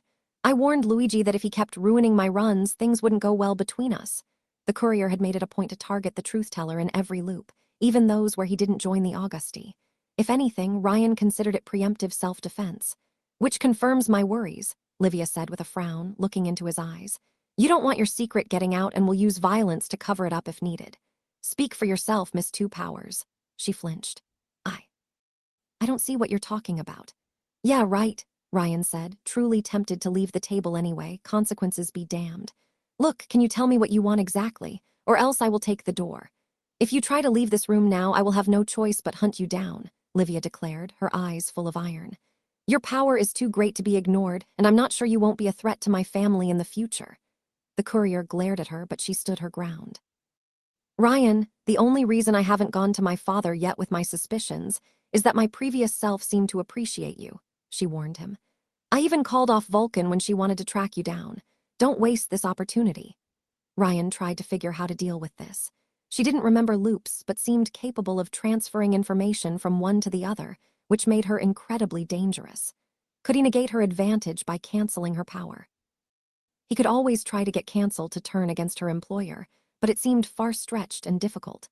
If Augustus, daughter, could truly interact with alternate universes beyond his reach, then even death wouldn't solve the problem permanently. She would get right back to hunting him in the next run, and that wasn't without considering whatever contingencies she put in place. That wasn't a worst-case scenario, but it was pretty damn close. "I'll ask again then," Ryan said. He didn't want to sound frustrated, but the whole situation made him incredibly uneasy. "What do you want?" Livia inhaled, gathering her bearing. "I want the truth." "The truth," Ryan repeated the word as the weight of countless years fell on his shoulders. "The truth caused me so much heartbreak, I guess I gave up on it. Some didn't believe me. Some did and went mad. Some went as far as trying to destroy me because they didn't want to forget. And some—" The courier's thoughts turned to Jasmine. "Some did believe me and tried to help, and yet I kept dying and they forgot, over and over and over again."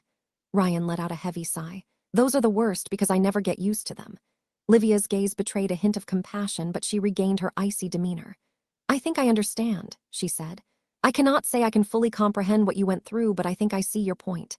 No, you can't, and be thankful for it. Ryan grabbed his own coffee cup. You haven't told your father, but have you told anyone else? Why? Her tone turned defensive. Do you want to silence me? No, Ryan couldn't even if he wanted to. But more than half your Olympians are murderous assholes. I don't want any of them to know my true power. If you don't plan to move against them, then you should have nothing to fear. Oh, really? Ryan deadpanned. Your father personally tracks down everyone he remotely suspects of being a threat to him.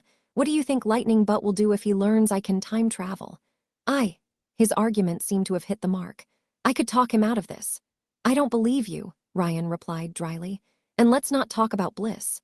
This has nothing to do with our conversation, Livia argued, her body tensing. Don't try to change the subject. It has everything to do with it, Ryan insisted, sipping his coffee. Bliss causes sterility in unpowered humans. I used to think genomes were spared from that nasty side effect thanks to their enhanced metabolism, but not anymore. Narcinia can create life as she wishes, so there's no way she doesn't know, and she's way too nice not to have corrected that problem already. Hence, it's not a bug, it's a feature. Livia's fingers trembled around her cup, her facial features crinkled. Why would a cartel make most of its customers sterile? It made no sense to me until I saw your father and his crew. People like Mars look down on normal humans like cattle. Ryan snorted.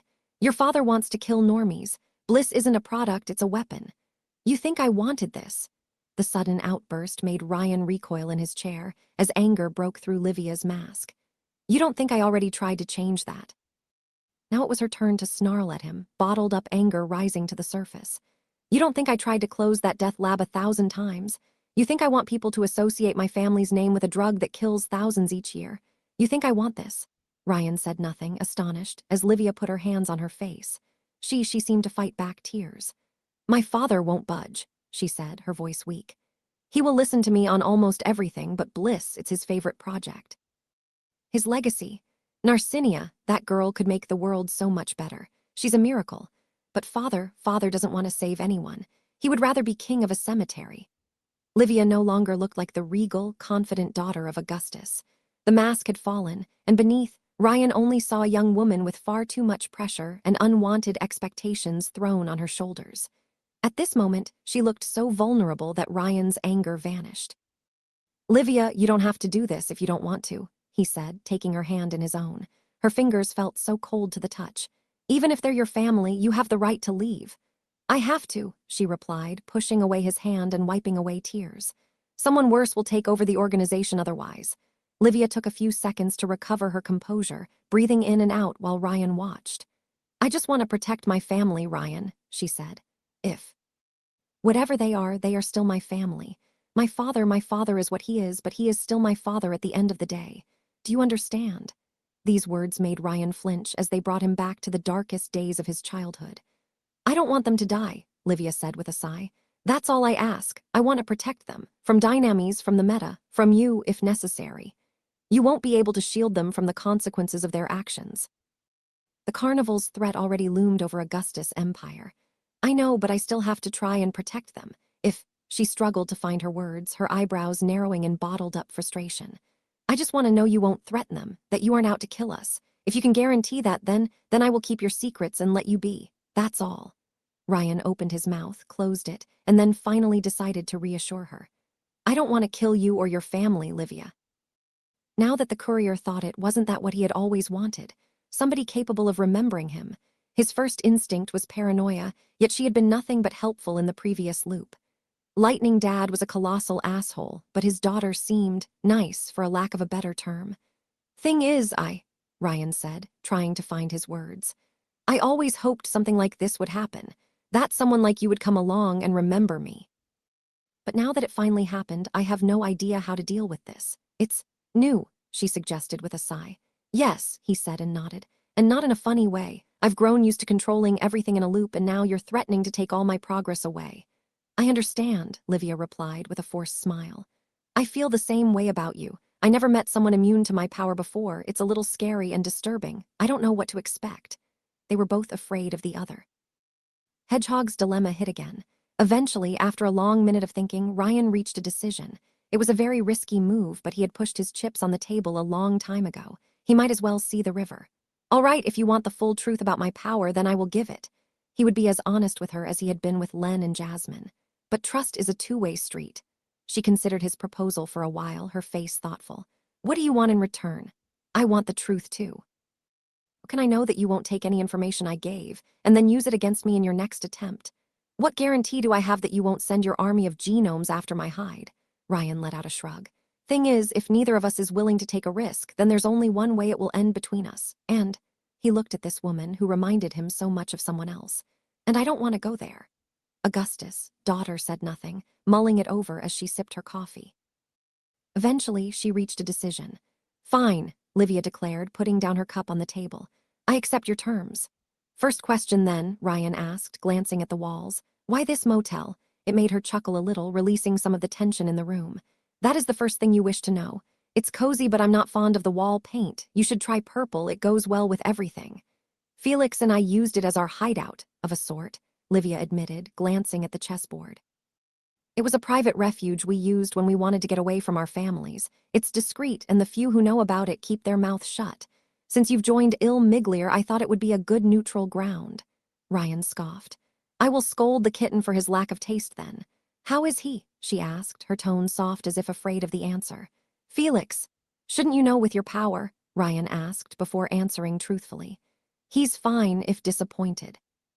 Il Miglier isn't all it's cracked up to be, but he will recover. I don't think he will be coming back, though. No, he won't, Livia agreed with a sigh. His parents believe he will wise up and return to the fold, but I know better. He was always too stubborn for his own good. After a short silence, Ryan decided to address the elephant in the room. How did you remember? You first, Ryan, she asked, looking into his eyes. You first. You want the short or the long version? The long one, she said firmly. Ryan strongly considered lying to her anyway, but decided against it. Odd as it may be, the courier fulfilled his promises, even if he was the only one who remembered them. So he told her without omission. Livia listened to his explanations with an unreadable face until he reached the end of his tale. He would have given everything to know what she thought, but her poker face was almost as good as Ryan's own. I see, is all she said, once he finished his tale. If you want to have me killed, now is the time, Ryan replied. Or at least you can try. Livia stopped, and the courier was certain she considered lying to him too. You are right, Ryan, I have two powers, not just one. But in the end, she was an honorable woman. You drank 2 elixirs, Ryan said. Like your father. I was the one to do it first, she admitted. I drank a blue elixir, which granted me the ability to see parallel timelines. And with that power, I realized both my father and I could wield up to 2 powers with no ill side effects in alternate realities. A genetic quirk? Ryan asked, the princess nodding in confirmation. What about your uncle and aunt? They didn't inherit the necessary genes. In the realities where they drank a second elixir, they always went psycho. And even in my case, a 3rd elixir would have turned me into a monster. Livia cleared her throat and adjusted her hair, like a teacher preparing a lecture. Anyway, my power allows me to see and hear through the senses of alternate me's, a limited number. How limited? Ryan asked as he stole a second cookie. 6, the princess said, her eyes squinting. If you want a metaphor, I can watch up to 6 plasma screens at once. I can switch the channels, but I cannot turn them off. My power is always active. And you realized I could go back in time by talking with these alternate selves. Yes and no, Livia admitted. Thing is, I don't perceive these other Livia directly. I use a hub. It's hard for me to describe it, but I constantly see myself in 2 places. The one where I'm at right now and a blue place where I can select the channels. I have 6 screens, but I watch them in a room. Ryan immediately caught on. And you can interact with that blue room. Yes, I can record voices and notes like an archive. She nodded with a smile, happy he understood her. I actually noticed notes I didn't remember writing. I assumed that my alternate selves also had access to this place and recorded information until I met you. You kept notes on me, Ryan guessed. Notes with dates about how you met a dashing rogue your power couldn't perceive. I wouldn't call you dashing, the princess teased him. Now that they had both opened up, the tension between them had slowly lessened. But yes, if it had been recorded by an alternate me, then she shouldn't have been able to perceive you. The way we met was also different, and I had the intuition you knew me already. But how did you realize I was time traveling? I don't know anything about video games, Augustus' daughter admitted with a sheepish smile. So I looked up what your name meant. I quickly connected the dots, and it clicked. Ryan blinked at Livia, trying to see if she was serious. It couldn't be. You figured it out and you aren't even a gamer. There are no words to describe my sheer disappointment. I'm surprised you took such a risk with a name like that, she said. Unless it was another bottle thrown to the sea, maybe. Ryan ignored the question, focusing on her power's mechanics. Elements made me think that all true genomes draw their powers from a higher dimension that embodies their color's essence. The more he had thought about that theory, the more Ryan had come to believe in it. A dimension of energy for red, the crossroads of all spacetime for violet. A universe of thoughts and information for blue, Livia guessed his theory. I think you are like me, Ryan explained. A part of you, perhaps a psychic presence, exists in that blue world. It allows you to record information outside space and time and to see through alternate realities. But not my consciousness, Livia realized. Which is why my memories do not carry over when you overwrite our universe. I wonder why I didn't notice the passage of time in these alternate worlds. Some should have carried on for years if you don't affect them. Because I don't think you actually see parallel universes, or at least not as you understand them, Ryan replied. I think your power creates and sustains them. Livia gave it some thought before grasping his theory. You think they aren't actually universes that physically exist but elaborate simulations? Possibilities that collapse whenever you stop observing them. They only start existing when you use power. I never saw things like that, the princess admitted. But that would explain why you don't appear in any of them. You are the controller, the one who decides if the current reality and all its possible branches exist at all. Your power trumps mine. Both of them, Ryan teased her. We can check, she said with a smug smile. He had triggered a competitive instinct within her. I mean, if you want. Ryan accepted the challenge, raising his hand and moving his fingers towards himself. Bring it, princess. He felt something in the back of time seem to flash forward, and when Ryan regained consciousness, the white pawn and black knight on the chessboard had moved. Livia, though, seemed extremely confused. Is that all you got, Violet? Ryan taunted her. That's very strange, Livia admitted with a scowl. Can you try your time stop on me, Ryan? I wish to check something. He did, and she froze like everything else. Unlike her father, she couldn't move in the stop time. I think I sensed you activate it, Livia said when time resumed before noticing a cookie in her hand. But clearly I'm not immune to it. Well, your dad is, Ryan shrugged. One of you is enough. Oh, really? Livia blinked a few times in a row. That would explain some things. The courier raised an eyebrow. How so? Sometimes, Dad seems to stutter or stop mid-sentence before repeating himself. Uncle thought it was age catching up to him, but no one dared to confront my father over it. He's very sensitive about growing old, and I suppose he didn't want us to worry. It must have been pretty annoying from his point of view, Ryan said with a smirk as he imagined the scene. I think he would be torn between recruiting you for your power or killing you for being an annoyance. Livia chuckled before leaving her cookie back with the others. Ryan guessed she was careful about her weight. If he learns about you at least. Ryan promised himself he would time prank Lightning Butt in the future. Let me guess, you erased time and leapt past it. Is that a reference to something? Livia asked, and Ryan's glare made her uncomfortable. Why are you looking at me as if I were pitiful? It hurt to be a cultured person while surrounded by ignorance. He would have to do this woman's education one day. My enhanced timing told me time moved forward a few seconds, and I'm pretty sure we both played a round of chess, he said, glancing at the board. You create a temporal anomaly where time flows forward, and since I never experienced a blackout like this one before, I assume it only affects a small area. Very good guess, she conceded. Yes, I create a localized temporal anomaly where time behaves oddly. Events proceed as they should have, had I not used my power, but everyone except me is in a trance following a script. In that anomaly, I am the only one capable of adjusting my actions and applying force to objects, making me invulnerable, and when time resumes normally, only I remember my actions. Livia crossed her arms. Or at least, that is how it works with everyone else. But not me, Ryan said with a smirk. My time fu is stronger than yours. I can see the results of your actions, but not interact with them, she admitted with a scowl, her pride wounded. I put a white pawn forward, and the black knight moved on its own, as if you were a ghost capable of affecting the physical world, but immune to retaliation. Perhaps it is because you partly exist in this purple world. If their powers interacted so weirdly together, Ryan didn't dare to invite acid rain to the table. So in that temporal anomaly, I am, what intangible? Invulnerable. Livia answered his question with a nod, and the courier remembered Ischia Island. I think you might have saved my life once that way. Livia must have tried to skip time in an attempt to survive the Bahamut's blast, but her power probably ran out before she could find shelter. While Ryan was already in the bathysphere, and their weird power interference caused the device to move away. Or at least, it was his best guess. He would need more trial and error to figure out how their powers truly interfered with each other. The princess' expression turned from curious to sour, her eyes looking at her coffee. Ryan, why did you join the Augusti in the past and now work for our enemies? What game are you playing at? Long story, but I agreed to destroy the Bliss Factory on behalf of another organization, Ryan said. Or else they would take things into their own hands and kill a lot of people. She scoffed. I see. I see you aren't against it. Ryan frowned as his intuition kicked in. Last loop, you insisted I go to Ischia Island when you were inspecting the defenses, even if there was no reason for me to go there. You wanted me to sabotage that drug farm.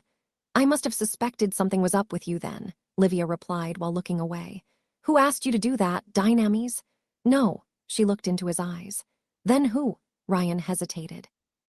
He remembered how she interacted with Shroud last time, and he had the feeling her beef with the carnival was personal. If she knew, the Augusti would track Shroud down and the courier didn't want his translucent ally to die. I can't tell you. Instantly, he felt the tension rising again in the room. I see, Livia said with a frosty tone. Then how did I die the previous time? You really want to know, Ryan asked her, and she nodded sharply. The Meta murdered you with an orbital laser. The princess blinked as she digested his answer and then frowned. You're lying. I wish I was, Ryan replied, the memory of that disaster souring his mood. I'm working towards preventing it. It's impossible I should have seen it coming, Livia protested.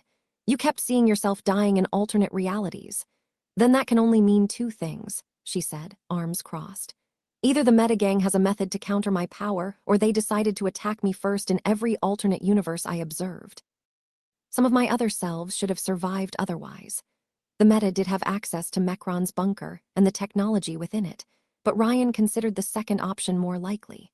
Knowing Big Fat Adam, he must have decided to target any precog capable of raising the alarm on his plans to destroy New Rome first. Unfortunately, this made Livia ask only more questions, rather than less. How did they manage to get an orbital laser in the first place? Ryan weighed the pros and cons of telling her about Mecron's armory, before realizing the risk was simply too great. Augustus had destroyed it in an act of vengeful fury in the previous loop, but in this one, at the height of his power, this god wannabe would probably decide to claim the bunker for himself. I can't tell you. You can't tell me, Livia glared at the courier. You would rather let Adam the ogre get his hands on a WMD rather than tell me.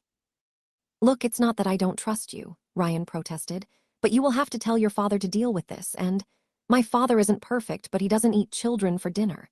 That's the bar you set for human decency, Ryan snapped back. You know he murdered Narcinia's real parents to use her as a hostage against Leo Hargraves. Her parents were raiders who deserved what they got, Livia argued, clenching her jaw in anger. And careful with what you say. Hargraves murdered my mother. Oh, that explained a few things.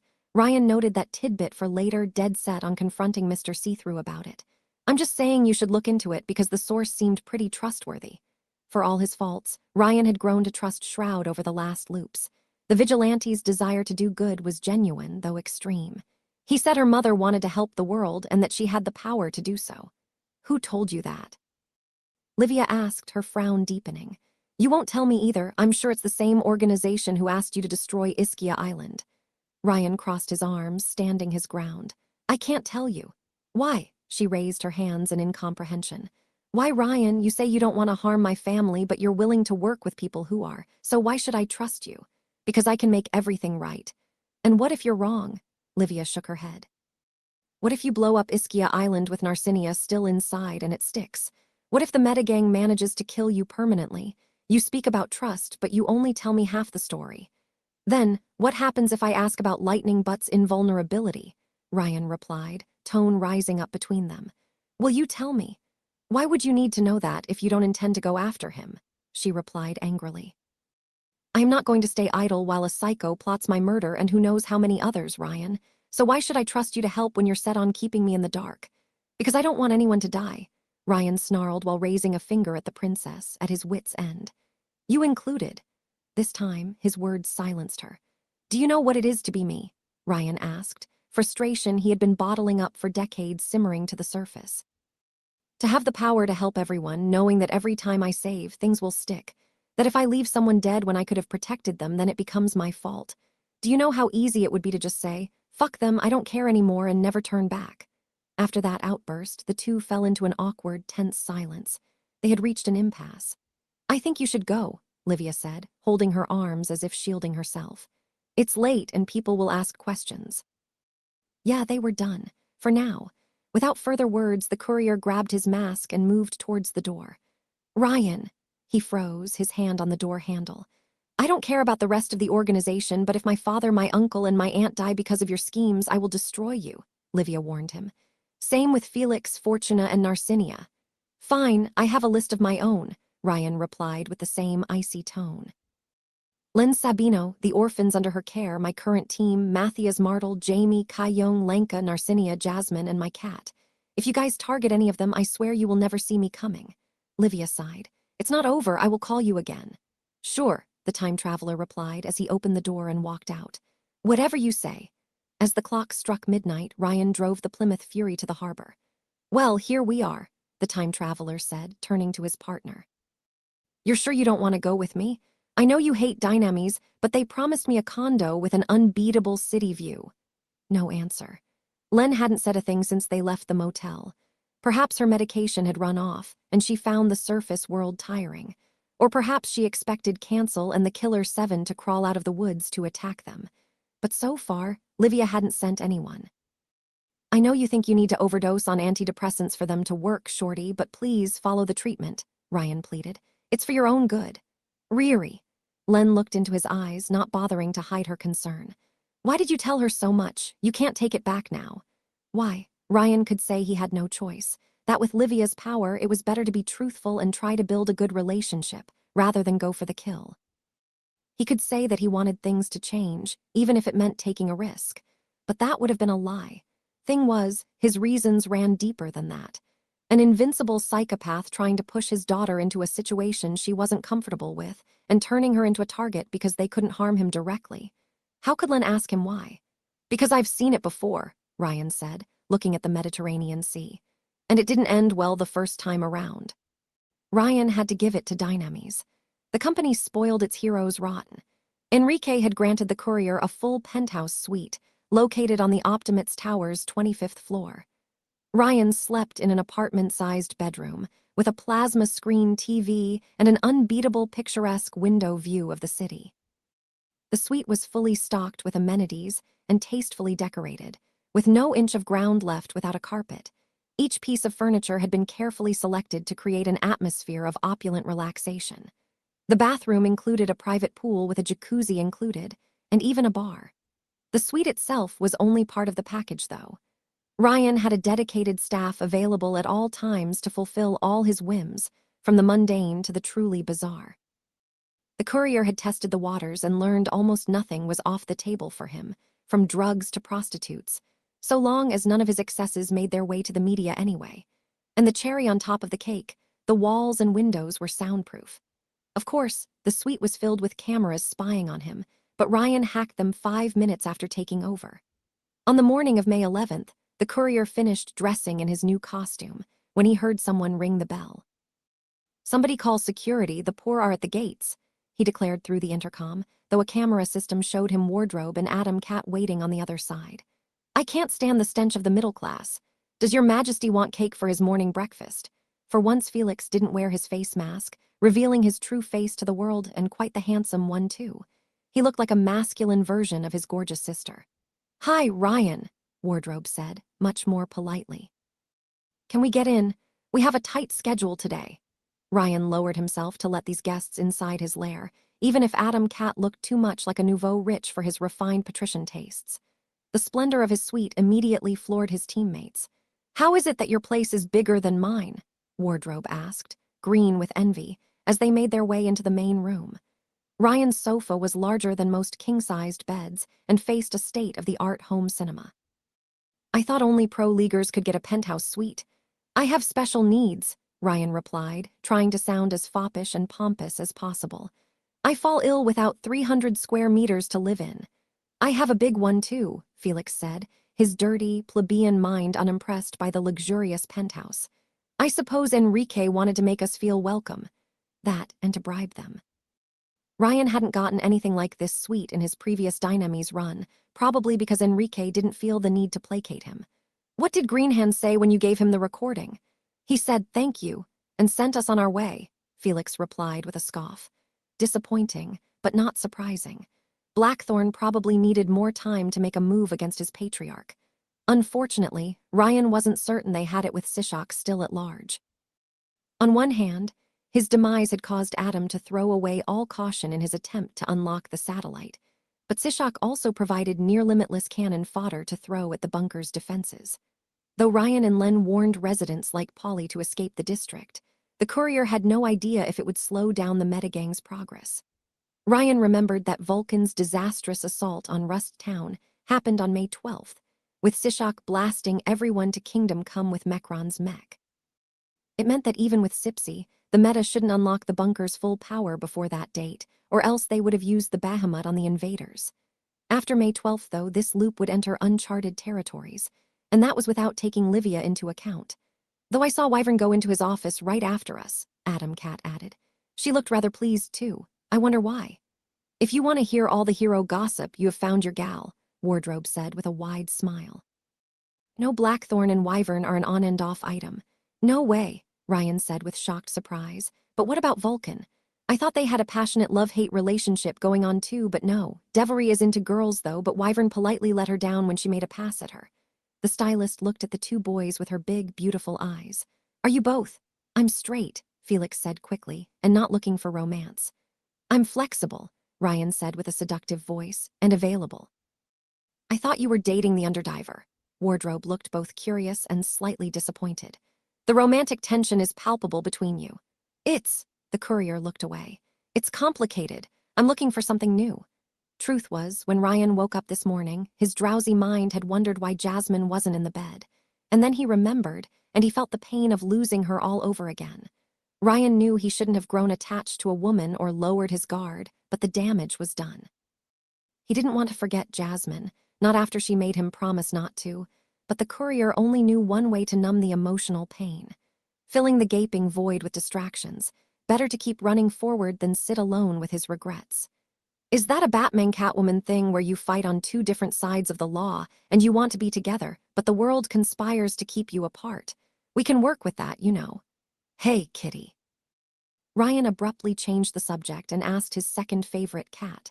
Something has been bothering me for a while. Did anybody ask you how Lightning Butt's invulnerability works? You can't evade me forever, Ryan, Wardrobe said, determined to learn everything about his romantic life. Felix snorted at Mob Zeus' nickname, though it put him in a bad mood. Enrique already beat you to it. No idea, and he murdered everybody who could possibly harm him. Do you have a list of them? Ryan asked. With the information he had gathered from his previous loops, he could perhaps find the true nature of Mob Zeus' invulnerability. He wanted peace with Livia, but he had the feeling he might have to confront Lightning Butt at one point in order to achieve his perfect run. I know a few, but the only person with the full list is Mercury, the organization's spymaster, Felix replied. I thought that talking skull controlled gambling dens and money laundering, Ryan asked. Come to think of it, I wonder why they still launder money when there are no taxes to pay. It's because Mercury's division is a submarine, Adam Cat replied. He can breathe underwater better than bugs. That's not funny, Ryan, Wardrobe said as she sat on the sofa, though she forced herself not to smile at his pitch-black joke. As it turned out, Shorty's bubbles were an experimental technology and not that reliable. Mosquito's water prison ended up malfunctioning, perhaps due to his peculiar biology, and caused him brain damage from a lack of oxygen. Then again, what did Ryan expect? Communists could never make good products. Don't know, I never tried to drown him, Felix mused. Augustus uses the laundered money to infiltrate European communities that oppose him. Mercury funnels dirty money into legitimate businesses that then take over companies, institutions, farms, etc. He even managed to infiltrate some of Dynami's contractors from what I heard. Don't kid yourself, every branch of that organization supports a criminal takeover. Every last one. Adam Cat then crossed his arms while Wardrobe put on the TV and checked the news. And as I told Enrique, I think there's something wrong with Augustus. You mean besides the sociopathic narcissism? Ryan asked, though he shared the same intuition. He has been strangely lethargic in the last few years. Beforehand, he used to track down some foes himself, to remind the masses that he's a tough psychopath you don't want to mess with, but now he lets Pluto do it for him and hasn't left his villa in years. Dad told me he seems to forget the world exists for minutes at a time, and he keeps an electrical halo around himself whenever he's in public. When I asked Livia why, she wouldn't answer. He's sick, Wardrobe asked with a frown. I dunno, he's supposed to be invulnerable. Felix shrugged. Maybe it's just age or depression. Ryan didn't think so. The courier must have annoyed Lightning Butt for 4 years with his time stops, but it literally took an orbital laser for the mob boss to get out of his house. The courier had seen the signs on the wall, the sick, sullen face Mob Zeus hid beneath his bright halo, the way his family members were uneasy around him. Something was wrong with New Rome's godfather. Hey, look! Wardrobe interrupted their discussion. A finger pointed at the TV. They're talking about us. Ryan glanced at the plasma screen, as the news showed a recap of yesterday's events. The main video showed the panda proudly bringing the psychos into custody, Wardrobe answering journalist questions while Adam Cat ignored them, and Enrique congratulating everyone for making New Rome a safer place. Someone had also managed to find a photo of Ryan in his old costume, and Dynanet theories proliferated on him. Truly, the headline said it all. The Menagerie, Il Miglier's newest golden children. New hero team deals a heavy blow to psychos everywhere. Who is Quicksave? The Menagerie, seriously? Adam Cat asked with a heavy sigh. I should have called myself Adam Smasher. Felix, even marketing wouldn't let you use such a silly name, Wardrobe said with a smirk. I heard rumors they want to pitch us as a team, young and hip. I will be the leader as the senior pro hero, and you'll be my Padawans. Yuki, no, Ryan protested, horrified. You know what happens to mentor figures in hero stories. Don't become my Obi-Wan, please. I know it seems like a bad idea, but think long-term, Wardrobe insisted. I can stage my retirement with a Merlin costume, as you are inspired by my demise to become true heroes. And then I can make a surprise comeback tour dressed as Jesus. Felix clearly didn't understand her evil scheme, but Ryan thought it made perfect sense. Anyway, Adam Cat said, time to go. We have to go to the Dynamis HQ next door and meet with Dr. Tyranno. The elixir expert? Ryan asked, suddenly curious. Yeah, he wants to study our powers. Felix shrugged again. The panda is already there for a thorough checkup. And then afterward we go to Star Studios, Wardrobe said with a bright smile. We're going to appear in the Stinger of Wyvern's Flight II. Before we go, Ryan looked at Wardrobe. Yuki, I have something for you. Oh, a gift, she smiled at him. I love gifts, I never have enough of them. What kind of gift? Let me tell you of its backstory first. I was about to go to bed wearing only my boxers when I was struck by a surge of inspiration. A wild Dionysian spirit possessed my body and forced me to put on the bowler hat. You should have kept your scarf, Wardrobe replied, worried for his mental stability. I warned you. Yes, but it's all right. Because my muse inspired me to repay the debt I owe you. You who had made this perfect costume. I had to return the favor. Ryan moved into his bedroom and returned with his gift. The media call us the Menagerie because we have an animal theme going on. Timmy is a panda. Felix is a cat. I have a rabbit plushie. I figured that, even if you can turn into an animal mascot, I had to make something for you. I remembered you had a few scandalous magazines in your office, and it clicked. Ryan presented her with his newest creation, a homemade costume for his favorite stylist. His marvelous creation, inspired by his very own rabbit plushie, included a headband with brown rabbit ears, a red necklace with a yellow ribbon, and a black velvet leotard. Pairs of black tights, high heels, and golden bracelets completed the set. In short, it was a Playboy bunny costume. Felix blinked repeatedly, and then looked at Yukiko with apprehension. This foolish plebeian probably thought the stylish hero would take offense, for this scandalous 18-plus costume left almost nothing up to the imagination. A puff-puff costume, Wardrobe squealed in joy. How did you know I didn't have one? But she was a woman of culture above all else. Wait, Yuki, you like that? Felix asked Wardrobe, astonished, as she examined the costume with a joyful face. I love kinky costumes, she replied. I just never get to wear them. Of course you don't, it's indecent. But it's made of velvet. Yuki's fingers touched the bunny ears, her eyes widening in rapturous surprise. And the ears, they're real fur, mink, mink. I always keep mink fur in my car trunk, Ryan replied proudly. You never know when you might have a clothing emergency. Adam Cat looked at him strangely. There are still wild minks in Italy. There were, Ryan whistled ominously before focusing on his new BFF. I wanted to make the Dragon Ball costume, but then I remembered you couldn't use anything copyrighted. Wait, did copyright still function if the country where it was registered no longer existed? Yuki's power made no sense. Ryan, you are adorable and I love it, Wardrobe replied before grabbing the costume. I'll put it in my room and try it on tonight. No way Dynamis will let you dress like that in public, though, Felix stated the obvious. Wyvern wears a leotard just fine, the stylist pointed out. Yes, but it isn't a Playboy bunny costume, and didn't you complain that Dynamis markets you as a kid-friendly superhero before? Wardrobe instantly deflated. Oh yes, that's right, I forgot about it, it will clash with my current branding. Wait, I know a way to market it, Ryan said, struck by inspiration. He couldn't let his new BFF down. Yuki, you are transitioning from the little league to the pro circuit. You are leaving the innocence of childhood behind for the grim and gritty reality of crime fighting. A dark age phase, Wardrobe muttered to herself. And then when I become too grim and controversial, I emerge from the darkness with something classy and elegant, like a bodysuit with a cape. Ryan summarized her marketing strategy in one sentence. A seamless transition from kid's mascot to adult icon. You know what, I don't think I'm comfortable wearing this in public yet, but I will totally wear it in private. Wardrobe kissed Ryan on the cheek. Thanks, you really shouldn't have. Wardrobe, there are beautiful things in this world, and you're one of them, Ryan admitted, struggling to hold back tears. I felt so alone before meeting you, the last bastion of culture in a world gone mad. I felt the same way too, she replied with tears in her eyes. When I joined, they asked me to wear synthetic fibers. Synthetic fibers, no respect, no respect. It's okay, Yuki, it's okay, Ryan said while hugging Wardrobe, letting her head rest on his shoulder. Cry on my cashmere suit, do you feel the softness, do you feel better? Adam Cat watched the scene without a word, his face blank and his eyes squinting. Ryan felt attacked. Hey kitten, stop judging us. Please don't reproduce, Felix deadpanned. New Rome won't survive 3 of you. In the previous loop, Ryan had long talked with Vulcan about Lab 66, the birthplace of knockoff elixirs. She particularly disliked the genius behind the operation, the so-called Dr. Tyranno. So when the courier learned they were supposed to meet him, he hoped to get a free tour of the mystery lab. But as it turned out, Dynamis afforded their head science honcho 2 floors for his experiments, and the group had an appointment in Lab 65. Even there, security was tight.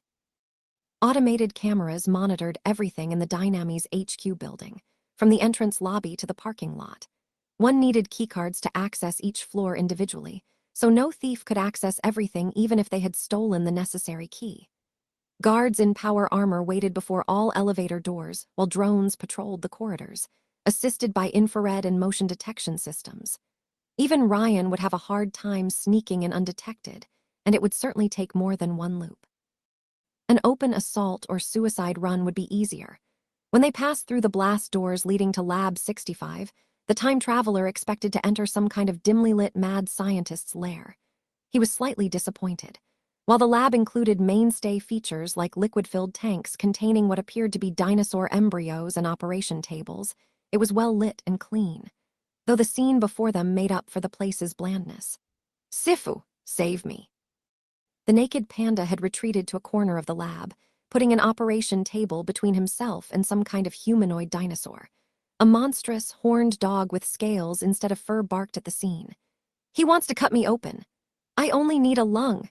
The humanoid dinosaur hybrid reminded Ryan of a 2 meters tall T-Rex, albeit with human-sized arms, black scales, and crimson eyes.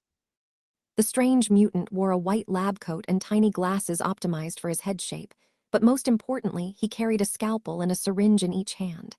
Stop struggling or I will have to use anesthesia. You're not vivisecting the panda.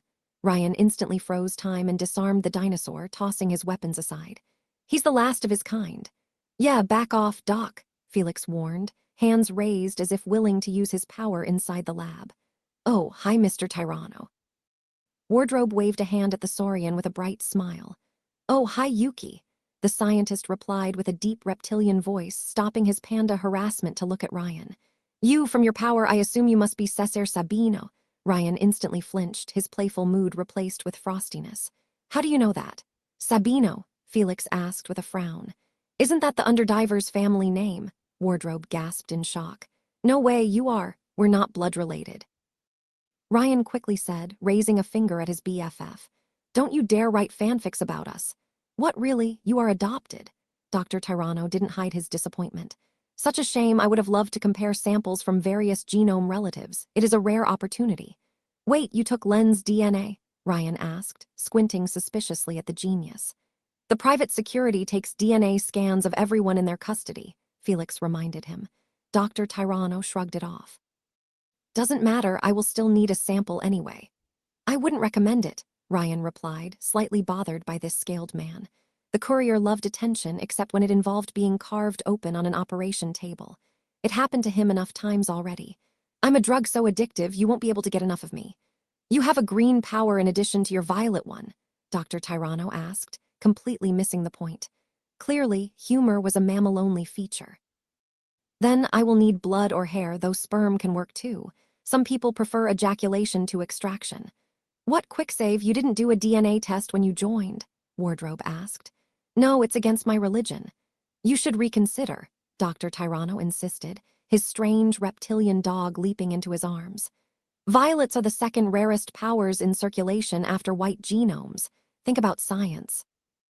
Yeah, nope, Ryan replied, while the panda breathed easy now that he no longer interested the scientist. The courier patted his sidekick on the shoulder before looking at the Dinamon's strange pet. What is this? It's Triceratops, one of my creations, Dr. Tirano answered, petting the abomination against nature behind the horns. Half Labrador, half Triceratops. So it's like the platypus of dinosaurs? Ryan asked, his mood softening as he scratched the beast's belly. The animal made a saurian sound, but wagged its tail like a dog. Can you make a dinacat? I tried to splice a Persian cat and a velociraptor, but the end result died, the mad scientist replied. But I, Dr. Tirano, swear that each household shall have its own dinosaur one day, and I would have already done so if management didn't pester me about that T-Rex hunting safari. What, they want to create a reserve where rich people can hunt dinosaurs like lions? Felix asked. Ridiculous, right? Said the man who tried to cut open a panda 1 minute ago. For a moment, I forgot we lived in a world where everything is for sale. In any case, Ryan immediately forgave the doctor for his terrible first impression. Someone wanting to make dinosaur pets couldn't possibly be a bad person, no matter what Jasmine could have said. Felix, don't blame Dr. Tirano. He is a misunderstood genius, Wardrobe declared, with her hands on her waist. He's the one who made me my hero costume. A techno-organic symbiote capable of mimicking the shape of pre-recorded costumes, Dr. Tirano explained almost absent-mindedly, while his Triceratops escaped his grip to wander around the lab. Anyway, since you are new, I want to test your powers in a controlled environment, see if there are potential interactions, record the energy readings, etc. By dissecting one of our teammates, Felix mused, while the panda cowered. He fully regenerates whenever he switches from one form to another, Dr. Tirano all but shouted. Even Wyvern needs time to heal naturally, but not this werebear. With his ability, we could have an infinite, renewable source of organs. The panda was abducted by someone like this once. The poor animal seemed to relive a particularly nasty PTSD-induced episode. They thought they could make aphrodisiac from his blood. The panda had to flee. Now I have to figure out where the extra organic material comes from by studying the transformation, Dr. Tirano said, completely oblivious to his animal cruelty.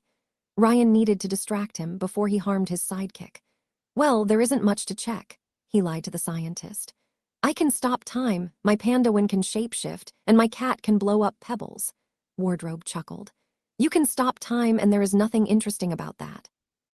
About the pebbles part, after our last battle, I realized I could modulate my explosions. By now, Felix ignored all of Ryan's cat jokes, much to the courier's displeasure. Charge weapons, delay the blast by a few seconds, and then throw them. Dr. Tirano nodded a few times as he listened to the explanations, as if they confirmed his own observations. As I thought, you probably charge solid matter with a unique form of energy, causing it to detonate afterward. Red flux. Ryan flinched as Dr. Tyranno's head abruptly snapped in his direction, so fast it fooled even the genome's enhanced sense of timing. How do you know that? Well, I've been studying powers with my last genius girlfriend, the time traveler said. We kinda figured out genome powers come from alternate dimensions, one for each elixir color. Fascinating. Now the courier had to take a step back as Dr. Tyranno started invading his personal space. I came to the same conclusions, but to have them confirmed by an outside researcher. Got him it. Now Ryan could smell the dinosaur's warm reptilian breath, and Felix the cat delighted in his unease. That's not so funny when you're the victim rather than the perpetrator. Adam Kitten mocked the time traveler. So you suggest the werebear's extra organs come from an alien green dimension made of organic matter? Dr. Tyranno focused on Ryan and completely ignored the jab. I would be delighted to pick your brain open and compare notes.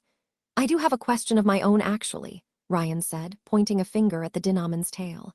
Aren't you a blue rather than a green? I am a genius specialized in cloning, splicing, and gene therapy. My current appearance is the result of an experimental transformation serum. It's purely temporary.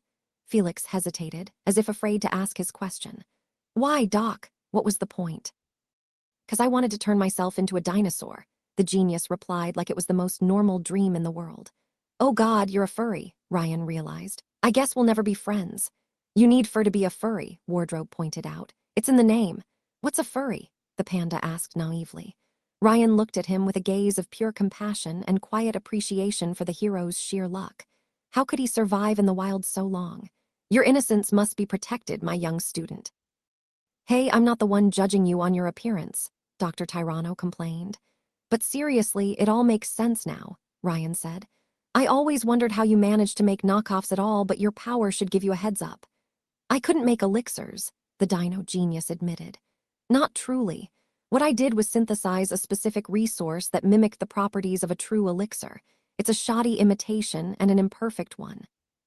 It took years to create the Hercules serum from Wyvern, and even then I could only replicate a subset of her ability, namely her enhanced strength. And you never managed to copy my power, Wardrobe mused with a smile. The scientist grumbled before giving back Ryan his personal space, making circles in the room with his hands crossed behind his back. Because besides the usual genome health enhancements, your elixir didn't change much about your genetic code. The mechanics that allow you to channel multiple abilities transcend the sphere of flesh.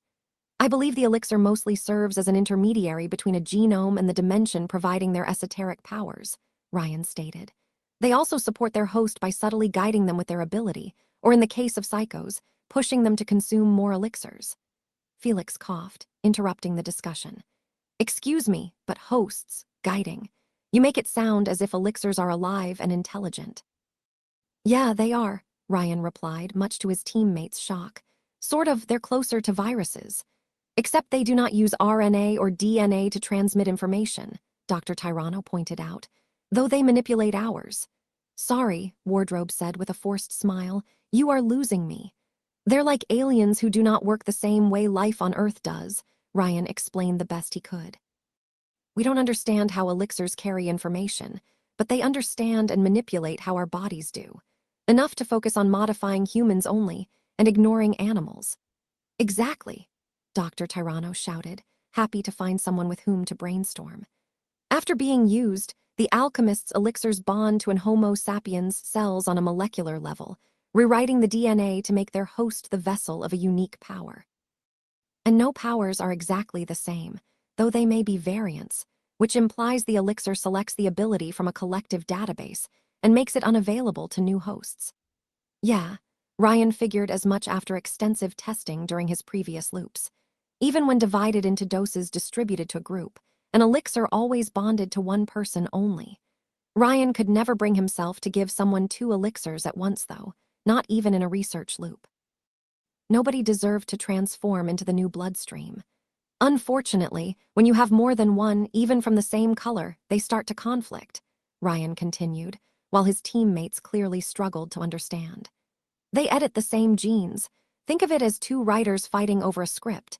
They keep rewriting the other's work until the sentences don't make sense, and you can only have 2 powers at most. After which, the original 2 elixirs in the host cells cannibalize the newcomers. Dr. Tyranno finished, he and the courier working in perfect synchronicity. They repurpose new elixir injections towards stabilizing the unstable genetic code, but only for a while before they start fighting again. Psychos instinctively know that, as the elixirs in their bodies influence them to collect more in a doomed attempt to reach an equilibrium. What about Mongrel? Felix asked. He could use more than 2 abilities when I fought him. I can already answer that question, Dr. Tyranno said triumphantly. From the samples gathered from his custody, I can attest that this psycho consumed an alchemist-made white elixir, followed by almost all knockoffs available on the open market. So he's a white with the power to have more than 2 powers, Adam Cat asked, while the genius nodded. That's cheating. Instead of cannibalizing newcomers, the original elixir seems to force them to play along like a referee. It allowed his body to channel more than one ability, but unfortunately didn't protect him from elixir conflicts, mutations, and addiction. The substances don't destroy each other, but they still conflict. Truly fascinating. Such was the tragedy of Mongrel. He had earned an overpowered ability in theory, but lost the mental faculties needed to use his limitless potential. Do you think the psycho condition can be cured? Ryan asked Dr. Tyranno. He had given up after facing roadblocks in his understanding of elixirs, but perhaps the Saurian knew more than he did. Of course it can be, the genius lambasted the time traveler. Nothing is impossible. Yeah, Felix said. Augustus has 2 powers without any side effects as far as I know. Oh, could the panda get 2 powers? Naive Timmy's eyes widened in hope. 1 for each form. Possible, though unlikely. Dr. Tyranno said, seizing the opportunity for a free mad experiment. We can always try, but you will need to sign a discharge first. Ryan lightly slapped the panda in the back of his skull, much to his surprise. Ouch, Sifu, what was that for? Your real power is there, arrogant young disciple, Ryan said, pointing a finger at his sidekick's heart. Do not be greedy, you already have the greatest power of all. Why, yeah, right, the panda said and nodded, but misunderstood his master's wisdom. I should master it first before thinking of gaining a new one. There are rare cases of individuals with 2 powers and no side effects, Dr. Tyranno said. Augustus is the most famous, but not the only case on records. Either these lucky few possessed specific genes, or their elixirs modify different parts of the DNA sequences without conflicting. Since unlike psychos, Augustus, powers haven't formed an obvious synergy, I believe they coexist independently. I think I get it, Wardrobe said, having struggled to follow the discussion so far. You have 2 creators, but instead of fighting, they each design a different part of the ensemble.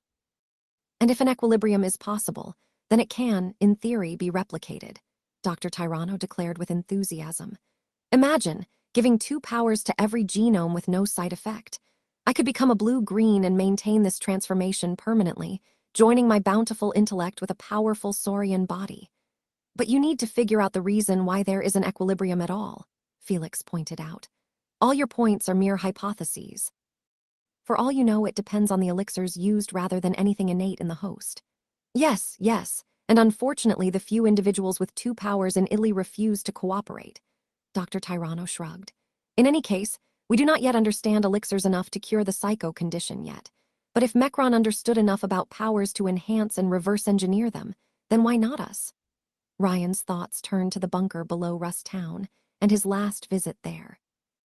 The courier remembered entering a room with animals kept in elixir-colored liquid, and Big Fat Adam said the armory included knockoff production facilities, perhaps even a cure for his power degeneration. He really needed to explore that place, after purging the meta from it. I would love to exchange notes on elixirs, and especially your brain copy project too. The last part caused Dr. Tyranno to snort in anger. Does everybody know of it nowadays? I'm afraid you need a level 5 clearance before I can even talk to you about it. The CEO already gave me an earful about security yesterday. Felix instantly tensed, while Ryan simply shrugged. Well, my scaled friend, how can I gain one such clearance and build a strong bond of sciencehood between us? I will petition management, but the procedure usually takes months. Dr. Tyranno snorted with disdain for Dynamy's bureaucracy. Anyway, talking is time wasted, and I have a busy schedule. Go into the testing chambers and strip. You are all older than 18, right? My lawyer is very adamant about that part. You're not a human, the film's scriptwriter said. You are who drank a human-shifting elixir. Ryan remained silent a moment before exchanging confused glances with Thea and Adam Cat. All three of them sat in chairs next to a cardboard cutout showing Wyvern transforming into a dragon and faced two Dynamese screenwriters with very strange ideas. "I'm sorry," Thea asked, sinking in his chair while in human form. "That's not my tragic backstory." Yes, we understand, but..." The first scriptwriter reminded Ryan of an accountant, his greedy eyes hidden behind glasses. He had traded his artistic soul for a suit, and it wasn't even made of cashmere. "It won't sell. What my colleague wants to say is that it's not inspirational enough." The other, meanwhile, was a walking Hollywood cliché. Some 30-something-year-old guy who thought wearing a sweater and sneakers made him look trendy. "Your public persona is marketed towards young children, and your story..." "I'm sorry to say it, but it's depressing." Ryan kinda agreed with them on that front. When they told everyone about how he became a superhero, the courier had expected a funny adventure. Instead, he listened to an epic personal journey straight out of a Rocky movie. "I thought it was pretty inspirational," Adam Cat argued. "There were so many twists and turns." "Yes, but people don't buy tickets to see a hero struggle," Four Eyes said. "They go to a movie to have a good time." "Everybody says they hate power fantasies, but they sell well. Which is why I think you're a gold mine, quick save," Hip Writer said. Ryan looked at the pass around the man's neck, finally learning his name was Kevin of all things. "We can make so many cool scenes with your power, I think you might become the next action movie franchise." "I'm more of an R-rated black comedy material, to be honest," Ryan said with a shrug. Felix glanced at the growing more and more annoyed. "What do you think?" "Thea is glad to get a movie at all, to be honest," the man-bear replied.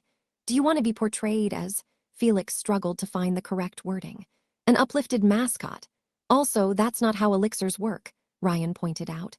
"We had an exposition scene like 2 hours ago." "Moviegoers don't care about how it works or doesn't work," Mr. Four Eyes said. "But a bear becoming a human will appeal to young children better than the other way around." "I understand your skepticism, but that's because you haven't read the full Pandemania script," Kevin argued with a smile. "The movie starts with an 8-year-old boy." "I'm out of here," Felix said abruptly, rising from his seat and looking at Ryan. Coffee break," the courier replied before patting me on the back.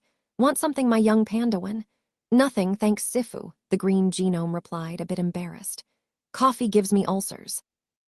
Ryan and Felix left the alone with the corporate madmen, walking through Star Studios, Warehouse 6.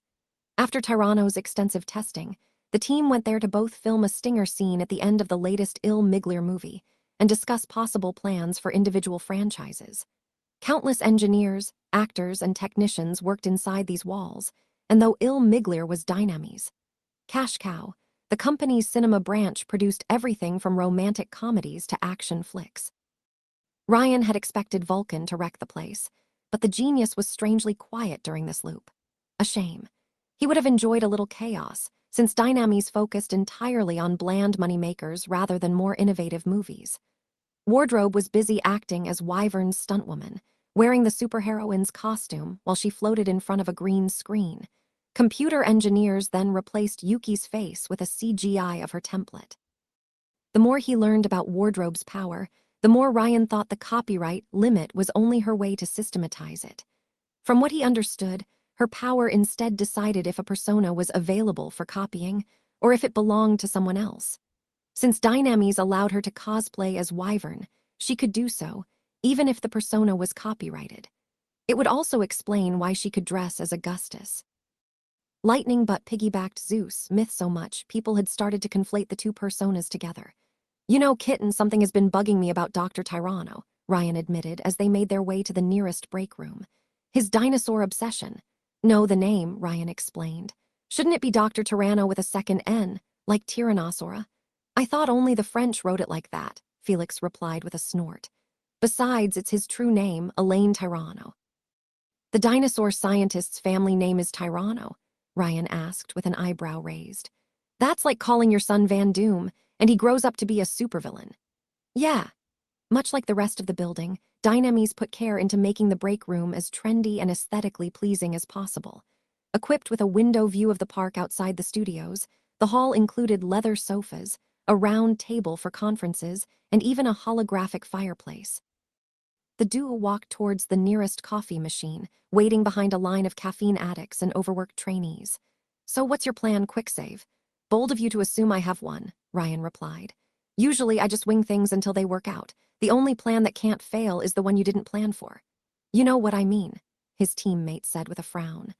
Why did you join Dynamis exactly? I can tell you aren't the celebrity type and that you're playing a long game of some kind. So are you, kitten. They finally reached the machine, Ryan putting 50 cents in the coin slot. The machine quickly started pouring a cappuccino inside a paper cup. What made you want to leave the family fold? Bliss, he replied while asking for a normal coffee. Not milk, I'm disappointed. If I change my superhero name, will you stop with the cat jokes? No, I won't. You're the worst, Felix sighed as he grabbed his cup, motioning at a sofa near the window. Both heroes sat on it, peacefully looking at the green scenery beyond the glass. I left because of Bliss. Yeah, Ryan figured as much. Because they force your sister to make it. Partly, Felix replied with a frown. Just how much do you know about me? Are you some sort of professional spy? If I were, I would drive an Aston Martin, Ryan joked, enjoying the smell of his cappuccino. I know you're the son of Mars and Venus, and that you temporarily shared a flat with Zanbato, Sphere, and Chitter. Did Enrique ask you to watch me? Felix asked, misunderstanding the situation. Make sure I'm not a reverse mole supplying info back to my family, because he's already doing a fine job of keeping me out of any real action anyway. That made sense. Knowing Blackthorn, he probably considered Adam Kitten more valuable as a potential hostage or intel source than as a hero. Nothing of the sort, Ryan replied, sipping the coffee. I have a soft spot for people fleeing a toxic environment. Bloodstream, Felix chuckled at seeing Ryan's reaction, delighting at one-upping him for once. I did my homework too. You know the worst part? Ryan asked as his thoughts turned to Len. Even dead and buried, he still holds his daughter under his sway, and I don't know how to break it. Felix waited a few seconds before asking the question burning on his lips. Did you kill him? No, but I arranged for his demise. Adam Cat flinched at Ryan's blunt confession. Do you hate your parents, Felix? Not enough to want them dead, but I wouldn't mind seeing them taken down a peg. They have a lot of blood on their hands, and they're dragging my sisters into the family business. They forced one to make drugs and convinced the other to join the Killer Seven. Felix shook his head in disappointment. I thought my departure would force them to reconsider their choices, but Augustus' grip is too strong. From what Ryan had gathered, his departure did shake his family, but they chose to blame Dynamis or hope he would return to the fold. Nobody in the Augusti seemed likely to turn their back on the organization, except Vulcan, who had never been loyal to begin with. Adam Cat frowned upon glimpsing at something on the other side of the window, and Ryan quickly identified what. A very familiar rat observed the duo from beneath a bush, before quickly fleeing across the studio's park when spotted. Chitter, Adam Cat said with a frown. She's always watching me. You were close, Ryan asked, wondering if a rat swarm would suddenly appear to destroy the studio. So you don't know everything. No, but I'm sure you're going to tell me soon, Felix snorted but relented. Zanbato and I were best friends once, enough that we ended up sharing a flat for a few months when I decided I should have my own place. What changed? Someone stole Bliss batches from Mercury's division, the one where Zanbato works. The casino's staff distributes it to clients, either for recreational purposes or to blackmail them. I helped Zan with the case, and it turned out the thieves were intelligent rats. Chitter, Ryan guessed. Yeah, we tracked the animals to their mistress, and Felix stopped for a moment, looking into the distance. It was a horrible sight, man. She was squatting in an abandoned apartment infested with rodents, and she... Hey, easy kitten. Ryan put a hand on his teammate's shoulder. Don't force yourself if it's too hard. It's fine. The would-be hero regained his composure. You know Bliss can even affect genomes. When we found her, the stuff had given her an overdose. She had blood pouring out of her nose and eyes, Ryan, mold growing on her skin. If we hadn't found her and rushed to a hospital, she would have died. And when the docs saved her life, do you know the first thing she asked for? Ryan frowned, having already guessed. More bliss. More bliss. That poison hadn't just destroyed her life, Ryan. It enslaved her body and soul. Adam Cat made a disgusted face. That was a fucking wake-up call for me. But not for Zanbato. Zan, Felix's expression turned into a contemptuous sneer. Jamie thinks he's a nice guy, but he doesn't know what freedom feels like. He owes his entire existence to the Augusti, and he can't fathom a life outside it. Yeah, he went the extra mile to keep Kayong clean, but he was just trying to assuage his guilt. He doesn't want to support the Bliss business, but at the end of the day, he does as he's told. The renegade finished his cup and tossed it into the nearest trash can with astonishing accuracy. It opened my eyes, Adam Cat continued his tale. I talked to Narcinia, and she admitted she never wanted to make that drug. But our parents always guilt-tripped her back into it whenever she attempted to stop. It's for the greater good of the family, honey, or addicts kill themselves because they can't help themselves. And Jamie, he let Kai-Young fall into the mafia lifestyle rather than keeping her away from it. After I realized just how deep it went, I couldn't stay anymore. For all it's worth, I think you made the right choice, Ryan said, the story echoing a lot with his own. You have the right to dump toxic people out of your life. If it was just me, Ryan, Felix sighed. My family kills so many innocents and it corrupts good people too. I thought Dynamis could help me change that, but now I don't know what to do anymore. From what I've seen so far, they're just as bad in their own way. Things can change, Ryan said, trying to cheer him up. No matter how bleak. His teammate scoffed in response. You sound like a self-help booklet. That doesn't make my words untrue, the courier replied with seriousness. It can always improve, but you have to keep trying even if you fail again and again. That's the hard part. He wasn't sure if these words were meant for Felix or Ryan himself, but he had to say them anyway. Both fell into an uncomfortable silence, neither knowing what to say next and none wanting to return to the scriptwriters. And then calamity struck. Felix. Her shrill voice sent a shiver down Ryan's spine, like death crawling out of the underworld. Felix had the exact same reaction. His eyes widened in horror as he turned his head to look behind. Tell me I'm dreaming. Oh no, you are. Fortuna walked towards their sofa, wearing a fashionable golden shirt and skirt that exposed her legs for everyone to see. She smirked triumphantly when everyone ogled at her, glancing at Ryan as if expecting him to do the same. Our paths cross again. Much to her fury, though, Ryan ignored her entirely to focus on the keycard dangling from her neck. Where did she get a pass? Oh, wait, stupid question. Of course a pass would magically fall into her hands. How the hell did you get in? Felix asked his sister, clearly far from happy to see her. The studios held a lottery with the winners gaining a guest pass, Fortuna replied. And that's no way to greet your beautiful sister. And Dynamis let you in, Felix almost choked. Of course the corpos let me in, why wouldn't they? Look at me, I'm me. Fortuna put a hand on her waist. Though they tried to poach me and I had to promise I would consider it. Do you realize what you made me do, you ungrateful brat?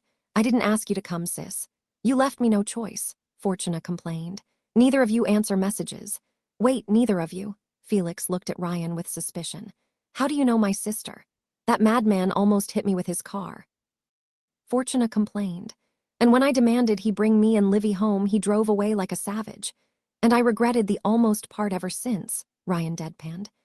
How dare you say something like that? She protested before making a haughty face. But I guess I will forgive you if you invite me for coffee. I have expensive tastes though, but hopefully you aren't as poor as you low. Is she always like this? Ryan asked Felix, Fortuna glaring at him in response. Unfortunately, Adam Cat replied with a heavy sigh. No wonder you ran away from home. I should have known you would make the pair, you're both infuriating. Fortuna crossed her arms. Felix, I'm here to bring you home. Then you will leave disappointed, the hero replied angrily. I told you, unless you leave the hit squad, we have nothing to say to each other. We aren't a hit squad, we're bodyguards, Fortuna argued. Clearly she didn't understand the seriousness of her situation. We protect the Olympians. It's just that sometimes we do it preemptively. By murdering people who Augustus thinks might become a threat. How long until you confront someone who can negate your power and your luck runs out? Adam Cat snarled. You're an assassin, Fortuna, and that's all you will be to me unless you walk away from this shit. What about Narcinia, then? Do you know how heartbroken she has been since you left? What about Livy, you selfish ass? Fortuna accused her brother. We've seen the news, how you fought with psychos in Rusttown. Don't you think we're all worried for you? I can take care of myself, Felix said as he rose from his seat, his tone dripping with venom as he faced his sister. Now get out or I will show you the door myself. I'm not leaving without you. The two started arguing so loudly they completely forgot about Ryan's existence, with Fortuna accusing Felix of having abandoned their family, while her brother blamed her for joining the Killer 7. The technicians looked at the scene with embarrassment, with a few members of the security staff wondering if they should intervene. Ryan let the two siblings argue while he enjoyed his cappuccino, only for his phone to start ringing. Oh geez, another unknown number, the courier mumbled as he picked the call. It's getting cliché. Quick save? The voice on the other side belonged to a man and sounded somewhat familiar. Ryan was certain he heard before, but he couldn't put a name or face on it. The one and only, but I'm in between jobs right now, Ryan warned. Come to think of it, he never received that call in the previous loops. He wondered what had changed. To whom do I owe the pleasure? My name is Leonard Hargraves. We crossed paths 4 years ago, do you remember? Ryan immediately froze in place, checked that the two siblings couldn't hear him, and then answered. How could I not? I understand we don't have the best history together, but one of our own recommended we contact you. Ryan heard noise in the background, like someone talking to the living son on the other side of the line. Is Adam Cat with you? Perhaps, Ryan replied while squinting. What do you want with us? I think you know already, but fine. My team just arrived in town, and I wondered if you were both available to meet with us. From what I understand, we all want to cure New Rome of the cancers that infect it. Yes, they did. About time somebody cleaned up the trash. Ryan felt a ping of nostalgia as he drove on the highway. It had been more than a month worth of loops since he first arrived in New Rome, and he missed driving into the wasteland, Mad Max style. The world seemed open to him, all roads leading to a different quest. The courier could never anticipate when he would face a random encounter, whether it was a band of road warriors engaging him in a car chase or a mysterious hitchhiker out for blood. As much as he enjoyed civilization, Ryan was a creature of the road through and through. The carnival's rendezvous point was located near the ruins of Pompeii, south of New Rome. It had been quite easy for Ryan and Felix to slip away after the Fortuna incident. Nobody blamed her brother for wanting to take a breath of fresh air after their very public argument. Ryan felt a little bad about lying to Wardrobe, though. He could tell she hadn't been fooled by their excuses and knew something was up. Something has been bothering me, Adam Cat said on the seat next to Ryan. The Plymouth Fury followed the Neapolitan coast, the sea on one side of the road and cliffs on the other. The psychos have infiltrated Dynames, right? If so, they probably have access to my DNA tracker. They can follow us. They could, and in a past loop they did, but now they can't. How so? Well, I'm not a genius with a capital G, Ryan quoted Jasmine, but I'm still a genius. The time traveler had wondered how the tracker worked. How could you track a genome by recording their DNA after all? However, after his discussions with Jasmine in the previous loop, the answer became obvious. Dynames didn't track genomes through their genes, but by the flux radiation they passively released. So Ryan modified his car to keep the flux radiation within its confines, using the method Jasmine pioneered. Of course, it was a poor man's substitute for his ex's power armor. Staying in the car wouldn't cause Ryan to open a gate to the purple world, but it would make the passengers invisible to Dynames, radars. Hopefully, at least. Ryan still looked into his rearview mirror from time to time. Felix didn't ask more questions and looked out of the window, his eyes gazing at the Mediterranean Sea. Ryan could tell his friend appreciated the silence. His sister's visit had put him in a foul mood. Speaking of Fortuna, she started sending messages to the courier once again. Much to Ryan's surprise, only half of them called him an ass and other names. The other half included questions about Felix's well-being. She cared. The constant ringing of Ryan's phone started to bother Adam Cat. My sister again. She's very persistent, Ryan said. I know I'm smart, funny, and handsome, but my popularity surprises me sometimes. Fortuna's power causes almost everything that can go well for her to do so, Felix replied with a sigh. She has never paid for anything. She gets gifts out of nowhere, and she always meets men desperate to worship her. After a while, it became a self-reinforcing loop of narcissism, and I think you broke it. Wait, that was it. Men threw themselves at Fortuna, so she took them for granted and crushed on the few ones immune to her charms. If Ryan behaved like the perfect gentleman to soothe her narcissistic ego, she would lose interest and leave him be. All he had to do was treat Lucky Girl for dinner and overwhelm her with affection until she found another distraction. Kill her with kindness. Ryan, Felix said, apparently reading Ryan's mind as the courier typed a response on his phone. Can you do me a favor? If it's about the cat jokes, then you're asking too much. Adam Cat looked at Ryan, their eyes meeting. Don't fuck my sister. Ryan lost himself in the blue hue of his friend's irises as he prepared an appropriate answer. Which one? I'm serious, quickie. Don't worry, Ryan replied, putting a hand on his kitten's shoulder. If I had to fuck the whole family, I would start with you. Felix recoiled in surprise, much to the courier's amusement. Shut up and drive, the hero said while looking at the road. After a short hour's drive without getting ambushed by the meta, the duo finally reached their destination, a lookout point on a rock providing an unbeatable view of Pompeii. Even the world's end couldn't damage the ruins more than Vesuvius did, and while they briefly served as a raider gang's hideout, they had remained untouched by the wars. Leo the Living Sun was already present, hovering above the lookout's edge while in his shiny form. What a show-off. Though Ryan's eyes couldn't help but ogle at this perfect fiery form and that lithe, flaming ass. The courier had slept with men, women, robots, monster girls, but never a son. Yet. A roguish woman with freckles and long auburn hair waited nearby next to an American bike, Ryan recognizing her as Ace, the carnival's main teleporter. Damn, that's really them, Adam Cat gasped in admiration as Ryan parked the Plymouth Fury. I'm a big fan. Thank you, Felix. Unlike his favorite kitten, Ryan didn't flinch as Shroud appeared on the backseat. Truth be told, we wanted to talk to you for a while. How long have you been here? Felix asked, spooked. Far too long, Mr. See-Through replied as he opened the car door. You drive like a madman, quick save. Thanks for the compliment, but there's only 3 of you, Ryan asked as the group exited the car to join the other carnival members. You weren't kidding about the turnover. We're 6 with the others already at work in the city, Shroud replied, sighing at the courier's unimpressed silence. I warned you we needed more time to gather our allies. Mushroom, Radio Dead, and the Cossack are in France right now and won't arrive before a few days. I wish I could open portals that far, Ace said upon hearing them, before smirking confidently at the newcomers. But don't worry, we still pack a punch. What we lack in numbers, we make up in quality. Easy for you to say, you have a freaking son on your side, Ryan mused. While the meta had them greatly outnumbered, they did have greater individual firepower. The Sun Incarnate looked at Quicksave with a mix of amusement and a tiny bit of respect.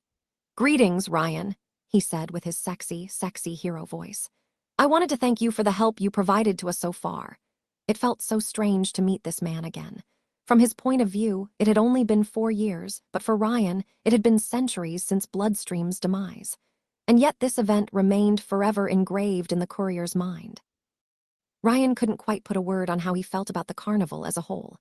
On one hand, they separated him from Len for countless loops, but on the other hand, they saved him from Bloodstream, and he owed them a life debt. In the end, he leaned towards appreciation. Now that he had reconnected with Len, he would let bygones be bygones.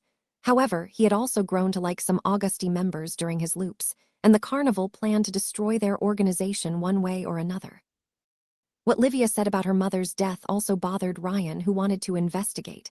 The courier had come to New Rome to reunite with Len, but now, he had the feeling he couldn't leave the city even after the metagang's destruction. A war was brewing and too many lives were at risk. You were a carnival plant all along, Felix asked his teammate, interrupting his thought process. I'm more of a wild card, the courier replied. A one-man wrecking ball, Shroud chuckled. At least you aim in the right direction. Honestly, at first I thought you came to New Rome to pick a fight with us. I still haven't apologized for what happened with Bloodstream, Leo said, sounding genuinely apologetic. I hadn't seen you, and when I launched that blast, the alternative was worse, Ryan interrupted the humanoid son. After all, he had lived through it once. Bloodstream was sick and had to go for the good of everyone else. The end. I see. Leonard sounded surprised by the courier's response, but didn't push the subject further. The courier had literal centuries to emotionally process the events. Felix glanced at Ryan with sympathy. Instead of offering vague bullshit, he simply patted his teammate on the back without a word, for which the courier was thankful. Though paparazzi would probably mistake the scene for something else if they saw it. As for you, Adam Cat, I congratulate you for your choice, Leonard said, nodding at the younger hero. It must have been hard to leave your family behind and stand for what is right. It takes great courage. You said you wanted to meet me for a while, Adam Kitten said, a little embarrassed. The scene reminded Ryan of an amateur boxer meeting Muhammad Ali by happenstance.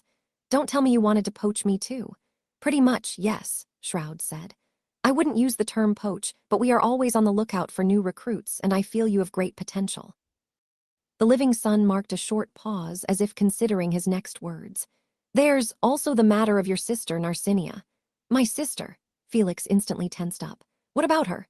Instead of answering yet, Sunshine looked behind the group as a new car approached the lookout. A black Maserati parked near the gathering, and 2 familiar faces stepping out of it. Quick save, Adam Cat.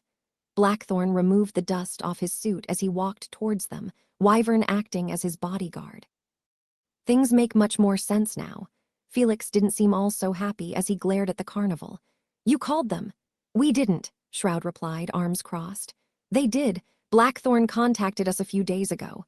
There was a time when our two organizations considered allying against Augustus, Enrique said, his tone utterly monotone, until Don Hector scrapped the proposal as he always does. Are we all present? Sonny Boy asked. Almost, Enrique replied, raising his sleeve to look at a Rolex watch underneath. Though I hope you understand your mere presence threatens us all, Hargraves. If Augustus learns you are in town, he will climb down from his mountain and hunt you down like a dog. He will try, the living son replied. I made my decision long ago. I will not die before Augustus' empire collapses and he faces justice for his crimes. I am more worried about him going after us by association, Blackthorn replied dryly before raising his eyes. Ryan heard a loud noise approaching from the coast. But at this point, I guess it is inevitable. A heavily armed helicopter, which Ryan recognized as a Boeing CH-47 Chinook, flew towards the group and prepared to land. The Dynamis logo was painted on the main door, which opened before the aircraft could land. A towering figure emerged from within the metal husk, almost 2.5 meters in height. This genome was more machine than man. A bulky, black power armor protected most of his body, except for the head, which was covered by a glass dome. A skull, though, would have been a better term. The genome's flesh seemed to radiate with a crimson glow kept contained by the suit and leaving the bones visible like X-rays. The armor seemed to have even more weapons than Vulcan's, including an energy minigun incorporated into the right arm and rocket launchers on the shoulders. Ryan instantly recognized that Colossus for what he was, just by reading the stance and body language. A warmonger. You called him? Wyvern asked Enrique with a horrified face. I had no choice, the manager replied. While he tried to keep his composure, Ryan noticed the rows on his suit shifting, as if answering the green genome's hidden unease. We cannot win without his resources. Who is this guy? Felix asked, a little intimidated by the Colossus' fearsome appearance. Alphonse Manada, Dynamis VP. Wyvern clenched her jaw, her eyes betraying her unease. Alias Fallout. Fallout, the Butcher of Malta, Ryan asked, having heard the rumors. He dropped a nuke on Augustus in a failed attempt to kill him, Shroud confirmed before correcting himself. Or rather, he was the nuke. Wyvern nodded in confirmation. Hector exiled him to Sicily afterward, under the pretext of an overseas assignment. I didn't know he had returned. Dynamis' vice president stepped down from his helicopter, the ground faintly shaking under his sheer weight. Brother Hargraves, he politely greeted the people present with a deep, mechanical voice before noticing Ryan and his cat. Who are they? Quicksave and Adam Cat, Enrique replied. Quicksave? Alphonse recognized the nickname, but for all the wrong reasons. Bloodstream's brood. Ryan tensed, but surprisingly, Blackthorn immediately came to the rescue. He's the one who provided the recording. I do not trust him, but our goals align so far. I see. Alphonse Manada examined Ryan closely, the courier waving a hand at the Borg in response. The vice president didn't even acknowledge the gesture, all business. And his sister. Ryan glared at the tin can while Enrique answered, I let her go. You let her go. When Blackthorn wouldn't respond, even under his elder's fiery gaze, Dynamis VP shook his skull. You have always been too soft for your own good, brother. About time I came back to the mainland. What do you want with Len Sabino? Ryan asked, a dangerous edge in his tone.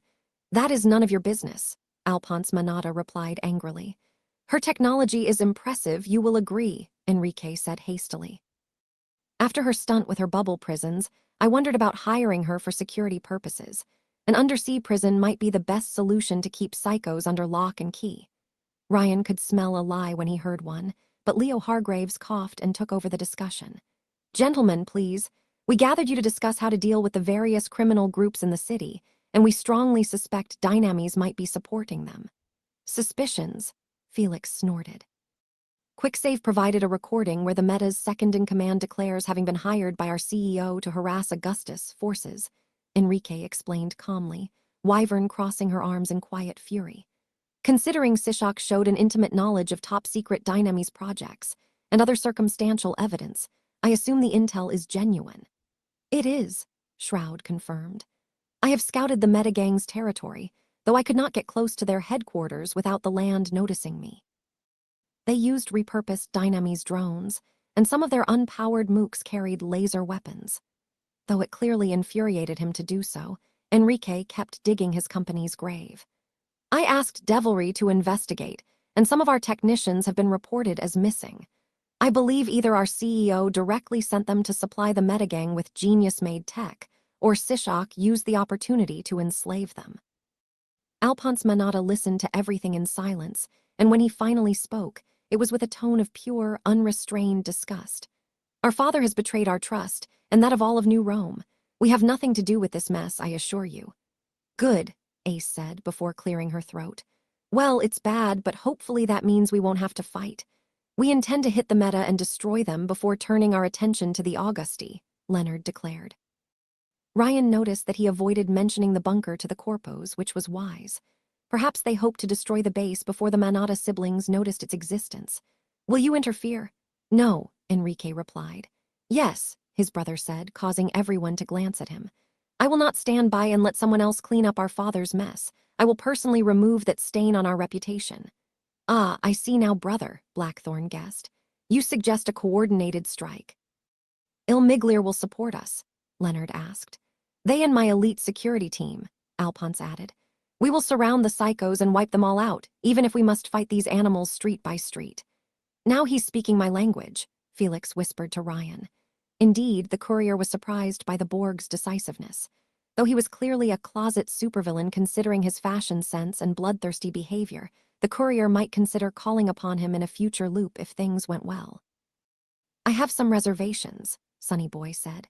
If the metagang has infiltrated your organization all the way to the top, then the more people involved, the greater the risk of a leak. We will only inform our most reliable heroes and officers, Enrique argued, which, when reading between the lines, meant those loyal to us and not to our CEO. A wise choice, but you forget a detail, Shroud argued. Sishak will use hostages, and he can transfer his mind from one body to the next. He can do that? Wyvern asked with a frown. I wondered why he killed himself fighting Quicksave's group, but this makes more sense. Unfortunately, we have no means of properly canceling his ability, Shroud sighed, taking this personally. He has started transforming homeless people into thralls and giving them weapons. A frontal assault will lead to casualties, while a small strike team can decisively behead the meta's leadership. Ryan clenched his fist as he felt an ominous sense of déjà vu. It was the first Rust Town raid all over again. There will be a conflict in the streets even if you miraculously defeat Sishak and Adam, Wyvern pointed out with a grim face. The latter can barely keep his men under control, and without his unifying presence, they will probably rampage around. Enrique cleared his throat, commanding everyone's attention. Both strategies are not necessarily exclusive. The carnival can focus on hitting the meta's leadership, while our larger force surrounds their headquarters and contains Adam's men. After a short moment of silent consideration, Leo Hargraves glanced at his teammates. What do you think? I could quickly transport groups around town, said his teleporter. Like during our battle with Mecron. If we coordinate properly, I think we can hit them hard before the metagang can prepare a counterattack. Though Shroud remained silent, Ryan sensed his gaze on his back. The glass manipulator probably weighed the pros and cons of involving Dynamese directly. On one hand, it would make destroying the bunker easier, but on the other, it increased the risks of discovery. Eventually, the risk of Big Fat Adam getting his hands on orbital weaponry was too overwhelming to ignore. When would you be ready? Sunshine asked the corpos. Tomorrow, Alphonse declared. That's way too soon, Al, Enrique protested. Longer we wait, the greater the risk of discovery, the vice president replied with a grunt. Father will grow cautious once he learns I have returned.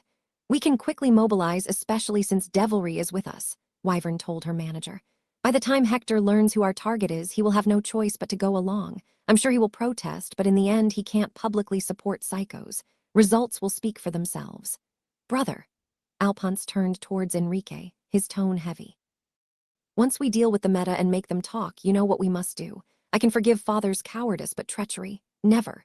For the first time since Ryan had met him, Blackthorn let out a long, heavy sigh. It reminded him of a condemned sinner bracing himself for Judgment Day. I hoped it wouldn't come down to this, Al. Father had his chance. For our company to survive, Dynamese needs new management. A firmer one. Alphonse observed his brother and waited for him to commit. Do I have your support? Blackthorn marked a short pause before cautiously answering, yes. Wyvern's eyes narrowed as she listened. Enrique, are you suggesting? A coup, Blackthorn confirmed.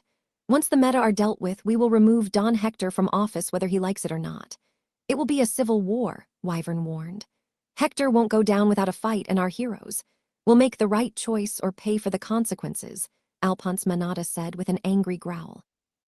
Corruption, fame, and greed have poisoned our ranks for too long. They let the Meta and the Augusti make fools of us. It's time we purge the rot away, Wyvern. We cannot rebuild a functional post-war government on these foundations. Blackthorn glanced at the carnival. Where do you stand on this issue? We will see, Leonard replied. After what he did, Hector needs to be deposed, and we will act to protect innocents from the crossfire. However, this seems like a private matter between you boys, Ace said with a smile. And we have our own fish to fry. Augustus, Alphonse snorted. You miscalculate, Hargraves. He's our common enemy, and once father is out of the picture. If we succeed, brother, Enrique pointed out. Yes, yes, Alphonse Manata snorted as he returned to his helicopter. Clearly, he had made up his mind long ago. We will keep in touch, brother. I will serve as a liaison between everyone, Blackthorn replied. Thank you. And without wasting time, Alphonse climbed back on his helicopter and flew away. Ryan couldn't explain why, but that man's behavior reminded him of Augustus, and he didn't appreciate it one bit. I like him, Adam Cat said, glancing at Alphonse's helicopter vanishing in the skies. He gets shit done. Wyvern clearly didn't share his opinion. He does, but he doesn't know when to stop either. If Alphonse becomes CEO, I know, Enrique replied, but the die is already cast. Felix, can I talk to you for a minute? Leonard asked Adam Cat. About my sister, the hero asked, as Sunshine invited him to walk away from the group for a private discussion. The living son probably didn't want the others to eavesdrop. Shroud, meanwhile, started discussing with Ace about the operation, bouncing off ideas how they could coordinate to surround Rust Town. Ryan decided to interrogate Shroud about Livia's mother, only for Blackthorn to focus on him next. Don't think I have forgotten you, Romano. Of course you haven't. Without false modesty, I'm unforgettable. You planned all of this, the manager accused the courier. I can feel it in my bones, yet I still do not understand your end goal. Nothing in your file indicates you went out of your way to settle a grudge against the Metagang until you arrived in New Rome. Do I need a reason to hate the Metagang? After what Hannafat Lecter had done in the previous loop, the time traveler simply wanted him dead on principle. Ryan had promised Jasmine that he would kill Whaley in every single restart from now on, and he would follow through. I do not believe hate is your only motive, Enrique said, his tone sharp and icy. You have a hidden agenda, though I cannot fathom it yet. Does it matter, Enrique? Out of all the people present, Wyvern seemed to swallow the pill the least gracefully. We have more pressing problems. Hence why I let it slide so far, the manager explained himself. But make no mistake, Romano, you will explain yourself once the dust is settled. Wyvern scratched her head. Once the dust settles, your words say it all, Enrique. Do you regret it? Blackthorn asked, his tone softening. You can still sit this out. Never. The heroine shook her head. I joined Il Miglir exactly to run operations like this, and I've been waiting for your father to retire for years.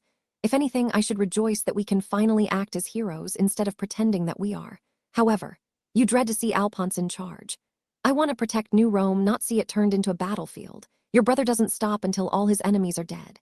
He can't be that bad, Ryan asked, the embarrassed silence that followed quickly telling him otherwise. Can he?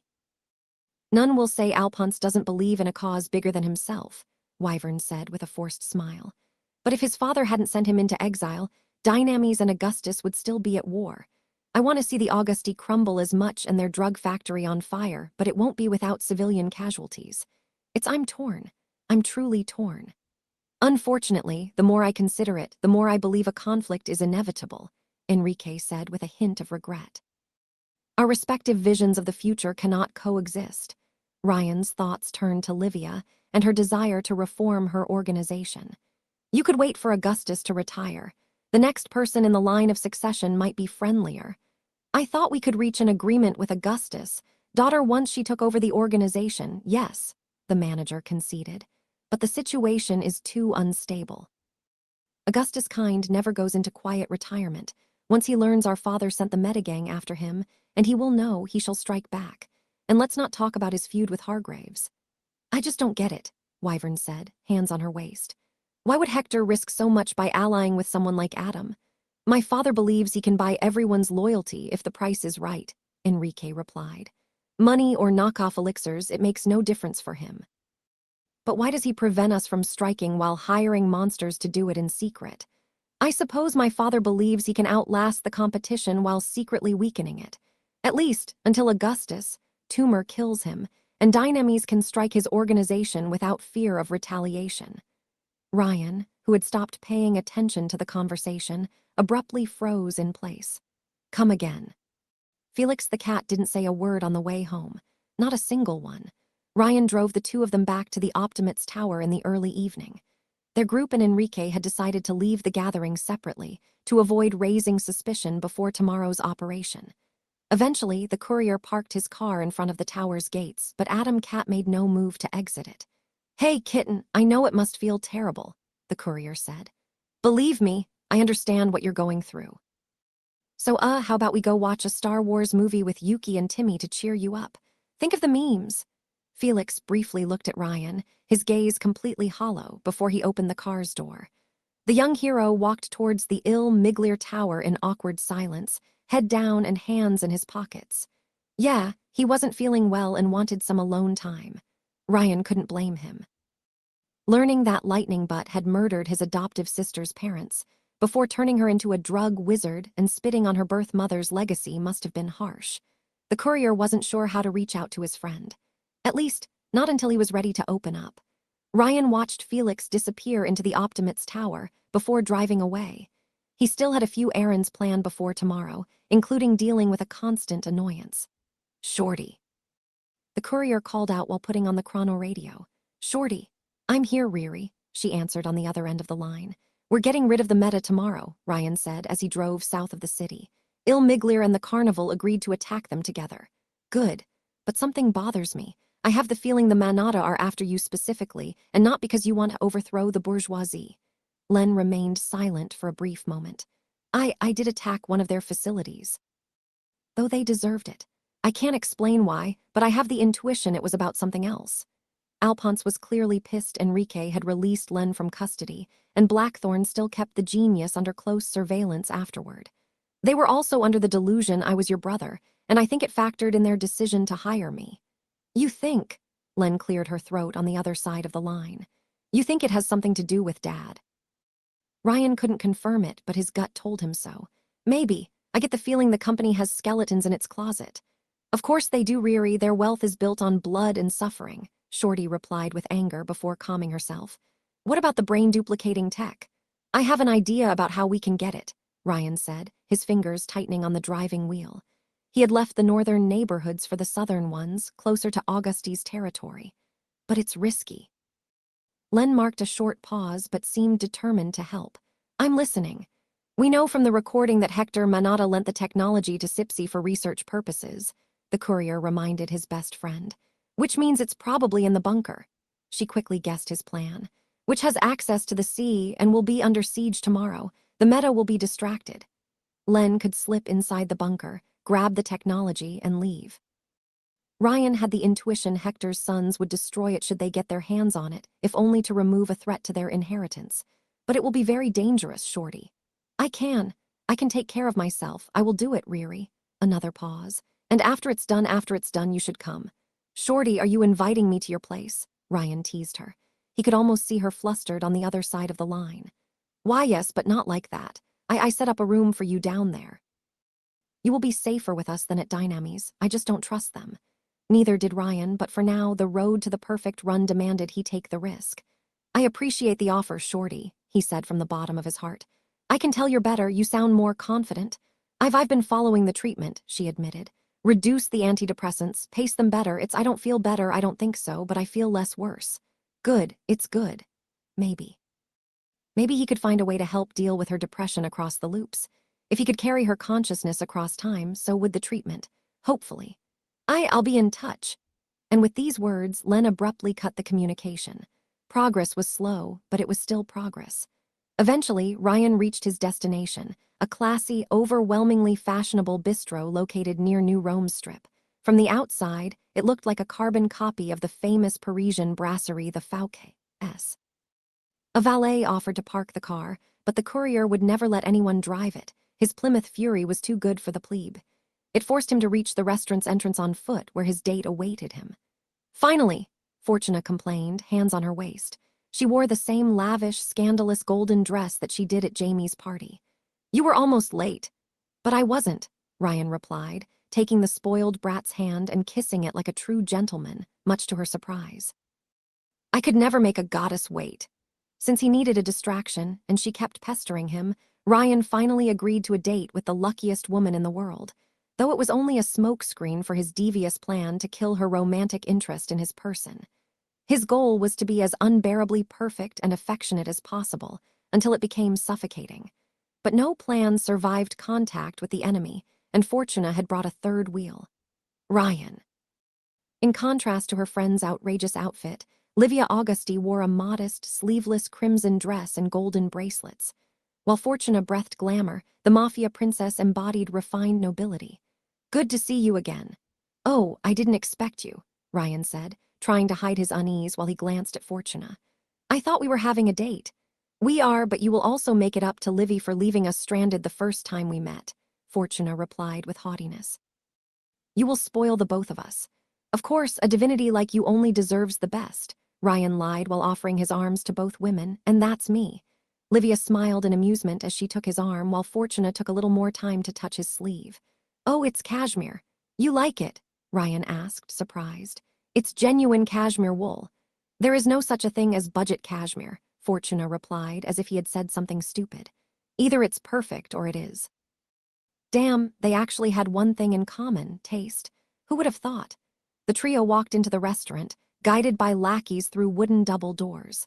The deco was in the purest 18th century French style, with flattering candlelight illumination and exquisite decoration. It truly deserved its name of Le Parisien. Ryan had reserved an isolated table near the window, so Fortuna could look down on people outside. He knew she would appreciate the gesture. He also noticed that each of the tables were separated from the others by walls to maximize privacy. The guests could speak without worry of being spied on. "I am glad you finally accepted your place in the universe," Fortuna told Ryan, as a maître d'hôtel invited them to sit and distributed the menu cards. "You have a lot to make up for. And I truly apologize for it," Ryan lied through his teeth. "I saw you, Fortuna, but until you talked with your brother, I hadn't seen you." He took Fortuna's hand into his own by surprise, much to her shock. "When I saw your passion at trying to reconnect with your brother, I was moved to tears." Through skills honed through countless restarts, Ryan seemed about to cry for a moment. "Your heart of gold, it blinded me." "I'm glad you finally noticed," she replied, utterly flustered. Meanwhile, Livia hid her face behind the menu card, clearly struggling not to laugh. "Can you forgive me for my atrocious behavior towards you?" Ryan asked with pleading eyes. "Because I can never forgive myself." "That depends on this date," Fortuna replied while regaining her composure. "If it goes well, I will consider it." "I understand," Ryan said before calling the closest waiter. "Darling, an assiette de foies gras et de salmon fries for my beloved," Fortuna gasped. "How do you know I love them? Did you ask Felix?" Yes, he did, but a true gentleman always lied with a smile. "I just wondered what the perfect woman would want, and it clicked." "Of course it did," Fortuna replied with charming modesty, while Livia could no longer resist and let out a laugh. "Livy, what was that for?" "Sorry," the princess said with a smile before lowering the menu. "I find you adorable." "You are adorable too, Livy." Fortuna put a hand around Livia's own in a sisterly way. "I'm glad you agreed to come, you needed it." "Thanks," the princess replied, though her smile turned sadder. "I need a distraction with all that's happening lately." "Ryan, your mission for the night is to cheer her up," Fortuna all but ordered the courier. "I will do my best," Ryan replied with a smile. "You're quite close, I see." "Our parents were very close," Livia explained. "We were all but raised together. You could say our fathers were partners in crime." Fortuna chuckled at her own joke, but not as loud as Ryan. He immediately felt dirty. It was terrible, even by his standards. "I have a delightful menu planned for you," the courier said. "On one side, you have French cuisine, and on the other, everything else." "I can only applaud your taste, but I'm surprised you invited us here," Fortuna said while waiters left to prepare their orders. I thought you were poor, and the menus here at Le Parisien climb into the thousands of euros. I am well off, Ryan replied. How well off? His date kept asking with a suspicious frown. Millions of euros stashed in various banks, Livia said, causing Fortuna to gasp. I've tracked down some of his bank accounts at major corporations. I was actually surprised. Well, one of the benefits of time travel was that Ryan knew which ventures would pay off. He even found the long-lost Templar's treasure, though it took him years and many adventures. Everyone in Italy used the euro because of its availability, with power blocks from post-war corporations like Dynamis to Augustus himself backing up its value. However, it only really applied to Italy. Some other post-war emerging nations used their own variant of the euro, but with a wildly different exchange rate, and a few warlords had started minting their own coins. Dynamis also spoke of eventually introducing their own coin to replace the euro in the next 5 years, though Ryan wasn't sure if they would follow through. I thought you were a toad, but you are actually a prince, Fortuna complimented Ryan. Only your kiss can reveal my true form, the courier replied with honeyed words. When in doubt, he would flatter her shamelessly. If you wish for a coach, you only have to ask. Thank you, but I already have a yacht. Ryan realized that this was a silent invitation from Fortuna to ask about her life, and he did. You must be extremely talented to purchase something like that at your age, the courier stated, though she probably won it from the lottery or something. If I were to guess, you have the soul of an artist and the skill of an entrepreneur. Much to his surprise, Fortuna seemed quite embarrassed, adjusting her hair with her hand. I actually sculpt in my spare time. You do? Ryan asked, genuinely surprised. I'm studying applied arts at Juventus University. That post-war, corporate-sponsored university. Ryan heard of it, though as far as he knew only corporate managers and affiliates could pay the exorbitant tuition fees. Here is some of my work.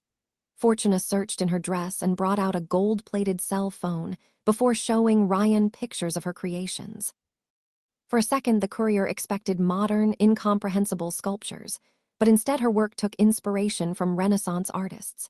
She had crafted multiple lifelike sculptures of angels and mythological figures, with a statue of Livia as the goddess Athena being her masterpiece. It's amazing, Ryan said, and for once he was entirely genuine. It truly is, Livia said with a nod. You like them? Fortuna fished for compliments, her confidence replaced with anxiousness. Much to Ryan's surprise, she was quite sensitive about this subject, enough to make that unbearable narcissist nervous. You are really talented, the courier continued, reassuring her. I've seen a lot of self-proclaimed artists, but you have real talent. Thanks, the blonde said with an embarrassed smile, a hand in her hair. I'm considering making it a career. But I thought you already had a job for the Augusti, Ryan asked with a frown. Oh, it's only temporary, Fortuna said quickly. I fill in because my brother can no longer protect Livy as he should. And I thank you for the attention, Livia replied, genuinely touched. Because you deserve it, Fortuna replied with kindness. Ryan realized that while her narcissism made her frustrating, she was also completely honest and kind in her own way. I know your role is stressful. You need all the help you can get. Livia looked down on her plate as the waiter brought them the starters without saying anything. Fortuna looked at her friend with concern, and Ryan realized that the two were a lot closer than he thought. He had never seen the lucky girl behave like that with anyone else. Come to think of it, Fortuna had dared walk into a Dynamis facility to try and convince her brother to return, but Ryan wondered if it was entirely on behalf of her family. Maybe she actually did it for Livia's sake. The brat wasn't entirely self-centered. She rose up in his esteem. I'm surprised you don't advertise your sculptures. Ryan changed the subject, trying to lighten the mood. I mean, this is the first time I've heard about them. Oh, I didn't tell many people, not even my brother. I know they will be popular. Though she tried to sound confident, Ryan could tell she wasn't from the slight hesitation in her voice. But I don't want my work to be public yet. Why so? Ryan asked, but much to his surprise, Fortuna hesitated to say it out loud. Her mother can reshape faces thanks to her power, Livia explained. Hence the name Venus. I don't want my work to be compared to her, Fortuna finally admitted. I mean, even my face is one of her masterpieces, Felix's too. That explained a few things. Ryan immediately zeroed in on the problem. You don't want the only thing that's really yours to be commodified by your family, he guessed, as they started enjoying the starters. Otherwise they will say like mother, like daughter. Yes. Fortuna trailed off. Yes, that's exactly that, and that's the only thing where my power cannot help me, so it is all mine. You don't love your parents? I love them, Fortuna said, though her smile turned a bit hesitant. I love them and they love me too. A bit too much, Ryan guessed the problem. Yes, they're smothering. Her tone switched from vulnerable to angry. Fortuna, you should work harder to take over our branch of the family. Fortuna, you need to prove yourself to become the new Diana. Look at your sister, she is already an Olympian. And it is never enough. Livia gave Fortuna a glance of sympathy, and Ryan understood why they were so close. They were both the prisoners of their parents' expectations. Mom wants me to take over her business, but I said no, Fortuna told her date. She still thinks I will change my mind. Why don't you try to present your sculptures anonymously? Ryan suggested. I mean, all good artists have a sexy secret alter ego. Oh, maybe I am certain people will love them. Lucky Girl didn't sound so confident when she couldn't rely on her power. Do you have hobbies, Ryan? Livia asked, trying to steer the conversation somewhere else.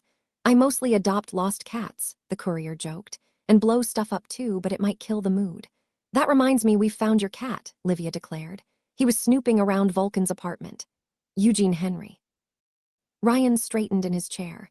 Wait, the cat we chased when we first met belongs to you, Fortuna asked, astonished. It has to be fate. Vulcan wasn't happy to have an uninvited guest, but the cat won her over, Livia said with an amused smirk. As if he knew her well. Ryan could read between the lines. Before the silence could get any more awkward, Fortuna received a phone call and loudly sighed. Trouble? Livia asked, though she didn't sound worried at all. It's Mom, Fortuna complained as the phone kept ringing. She put a hand on Ryan's arm. I'm sorry I have to answer. Can you take care of Livy in my absence? For you, Ryan smiled. Anything. You're adorable, Fortuna replied before rising from her chair and leaving for an isolated private booth, leaving Ryan and Livia alone, as Augustus' daughter had planned. You wanted us to talk again, the courier guessed. Yes, the princess replied with a strained smile. You dated her in the previous loop, didn't you? Vulcan, that's why your teleporting cat hangs out with her. No point in denying it. Yeah. Why didn't you try again? The princess asked with a frown. To date her. This time she dislikes you. Jasmine, my Jasmine, made me promise not to replace her, Ryan said, his eyes glancing at his champagne glass. I don't want to see it that way, but the person I dated is gone. The current Vulcan is a stranger with her face and none of the memories. Livia's eyes softened. I see, that's what you said before about people forgetting you never getting any easier. Yes, he admitted. I try not to get too attached to anyone, but I forgot myself last time. Then what about Fortuna? What is she for you? There was a hint of reproach in her tone, an ungodly annoyance. It's all part of my diabolical plan to make her give up on my person. Livia raised an eyebrow in skepticism. By being the perfect gentleman? Well, yes. The more Ryan gave Fortuna the cold shoulder, the more she harassed him. Ergo, the opposite should make her stop. I don't expect you to understand my brilliant logic. Do not break her heart, Ryan, Livia warned him, her voice no longer friendly. Fortuna is my best friend, and while she looks otherwise at first glance, she is a sensible soul inside. Ryan was a bit skeptical, but she knew her friend better than he did. I admit I like her more now that she showed a little kindness. She is under a lot of pressure, more than you know, Livia said. The main reason why she joined the Killer 7 is to protect me, so I do not feel alone. I owe her for this. Even if you think there will be no consequences for hurting her feelings due to your power, I guarantee you that I will not forget it. Ryan joined his fingers, his face serious. Why are you here, princess? The real reason. She crossed her arms, her gaze turning to steel. The carnival, Ryan, Livia said, her tone venomous. It's about the carnival. Here they were, the real reason for her presence. I suppose this is why you wanted us to meet in a public place with your unbelievably lucky friend nearby. You thought I would have you assassinated if we met in private. I keep seeing the carnival in New Rome lately, fighting the Metagang, Livia said. It's them, right? The people who asked you to blow up the Bliss factory. You brought them to the city. I can't see your actions, but they still make ripples. Yes, it's the carnival, Ryan admitted. No point in hiding it anymore. I warned you, I told you I would let you be as long as you didn't target my family, Livia reminded him. And I have, but you are willing to collaborate with the people who murdered my mother. It was an accident from what I heard. Who told you that, Hargraves? She grew angrier by the second. Do you trust him? More than your father, princess. During their first loop together, Felix had told the courier that Augustus once confronted an early incarnation of the carnival during his rise to power. Shroud, on Ryan's behalf, had expanded on the story after the meeting with Dynames. Leo Hargraves had returned to the Costa family's farm for Narcinia's birthday, as he had promised, only to find the place in ruins. The carnival swiftly attacked Augustus, only to be pushed back after suffering terrible losses. And Augustus, wife Juno, had been caught in the crossfire. "I cooperate with the carnival and Dynames to get rid of the meta, that is all," Ryan said.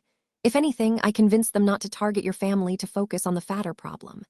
I get killed in alternate universes where I snoop around Adam the Ogre's operations," Livia admitted. "They're planning something big, aren't they? Something so terrible they're willing to risk angering my father to keep it quiet." "Yeah. But if all goes well tomorrow, they won't be able to pull it off."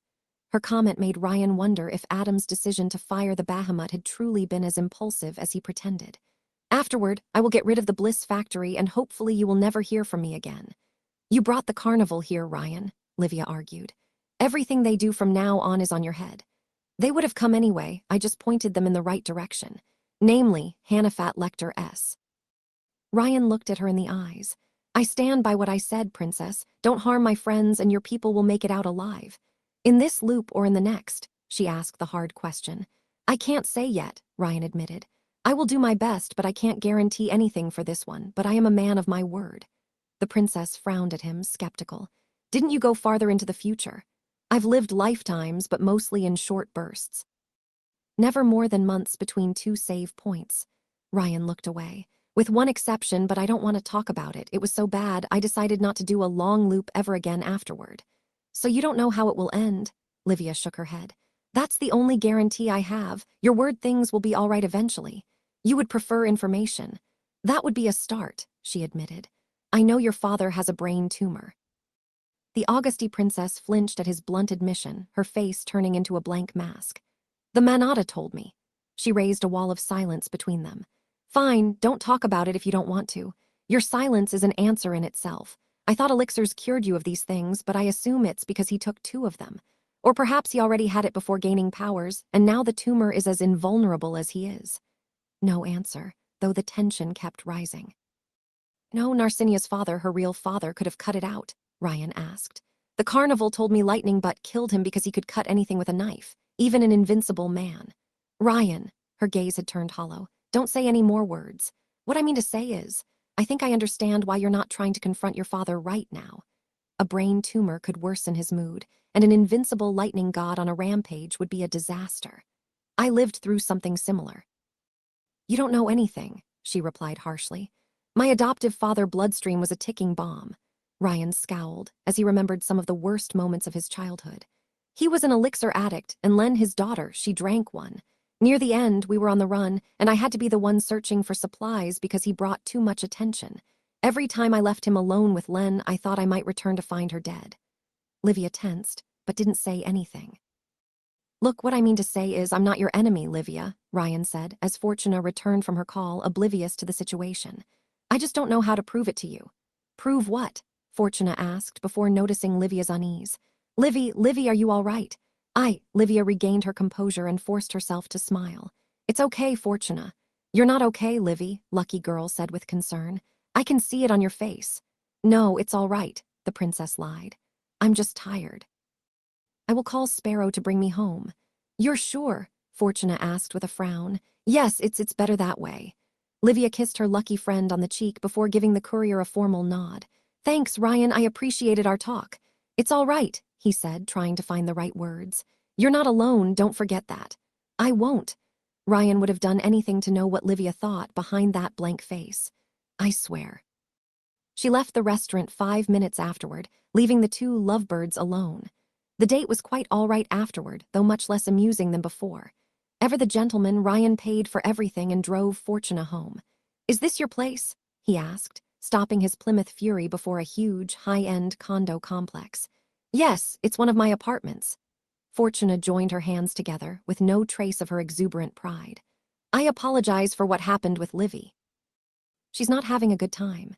"Gee, really? It's all Felix's fault," Fortuna complained loudly. "He broke her heart and left her alone to play lap dog for a gardener. Yeah, Livia's position clearly isolated her, and she had few friends to whom she could confess her true feelings. I am really thankful for your attempt to cheer her up. She truly needed it. Fortuna's face turned thoughtful. Ryan, yes, the courier answered, knowing what would follow.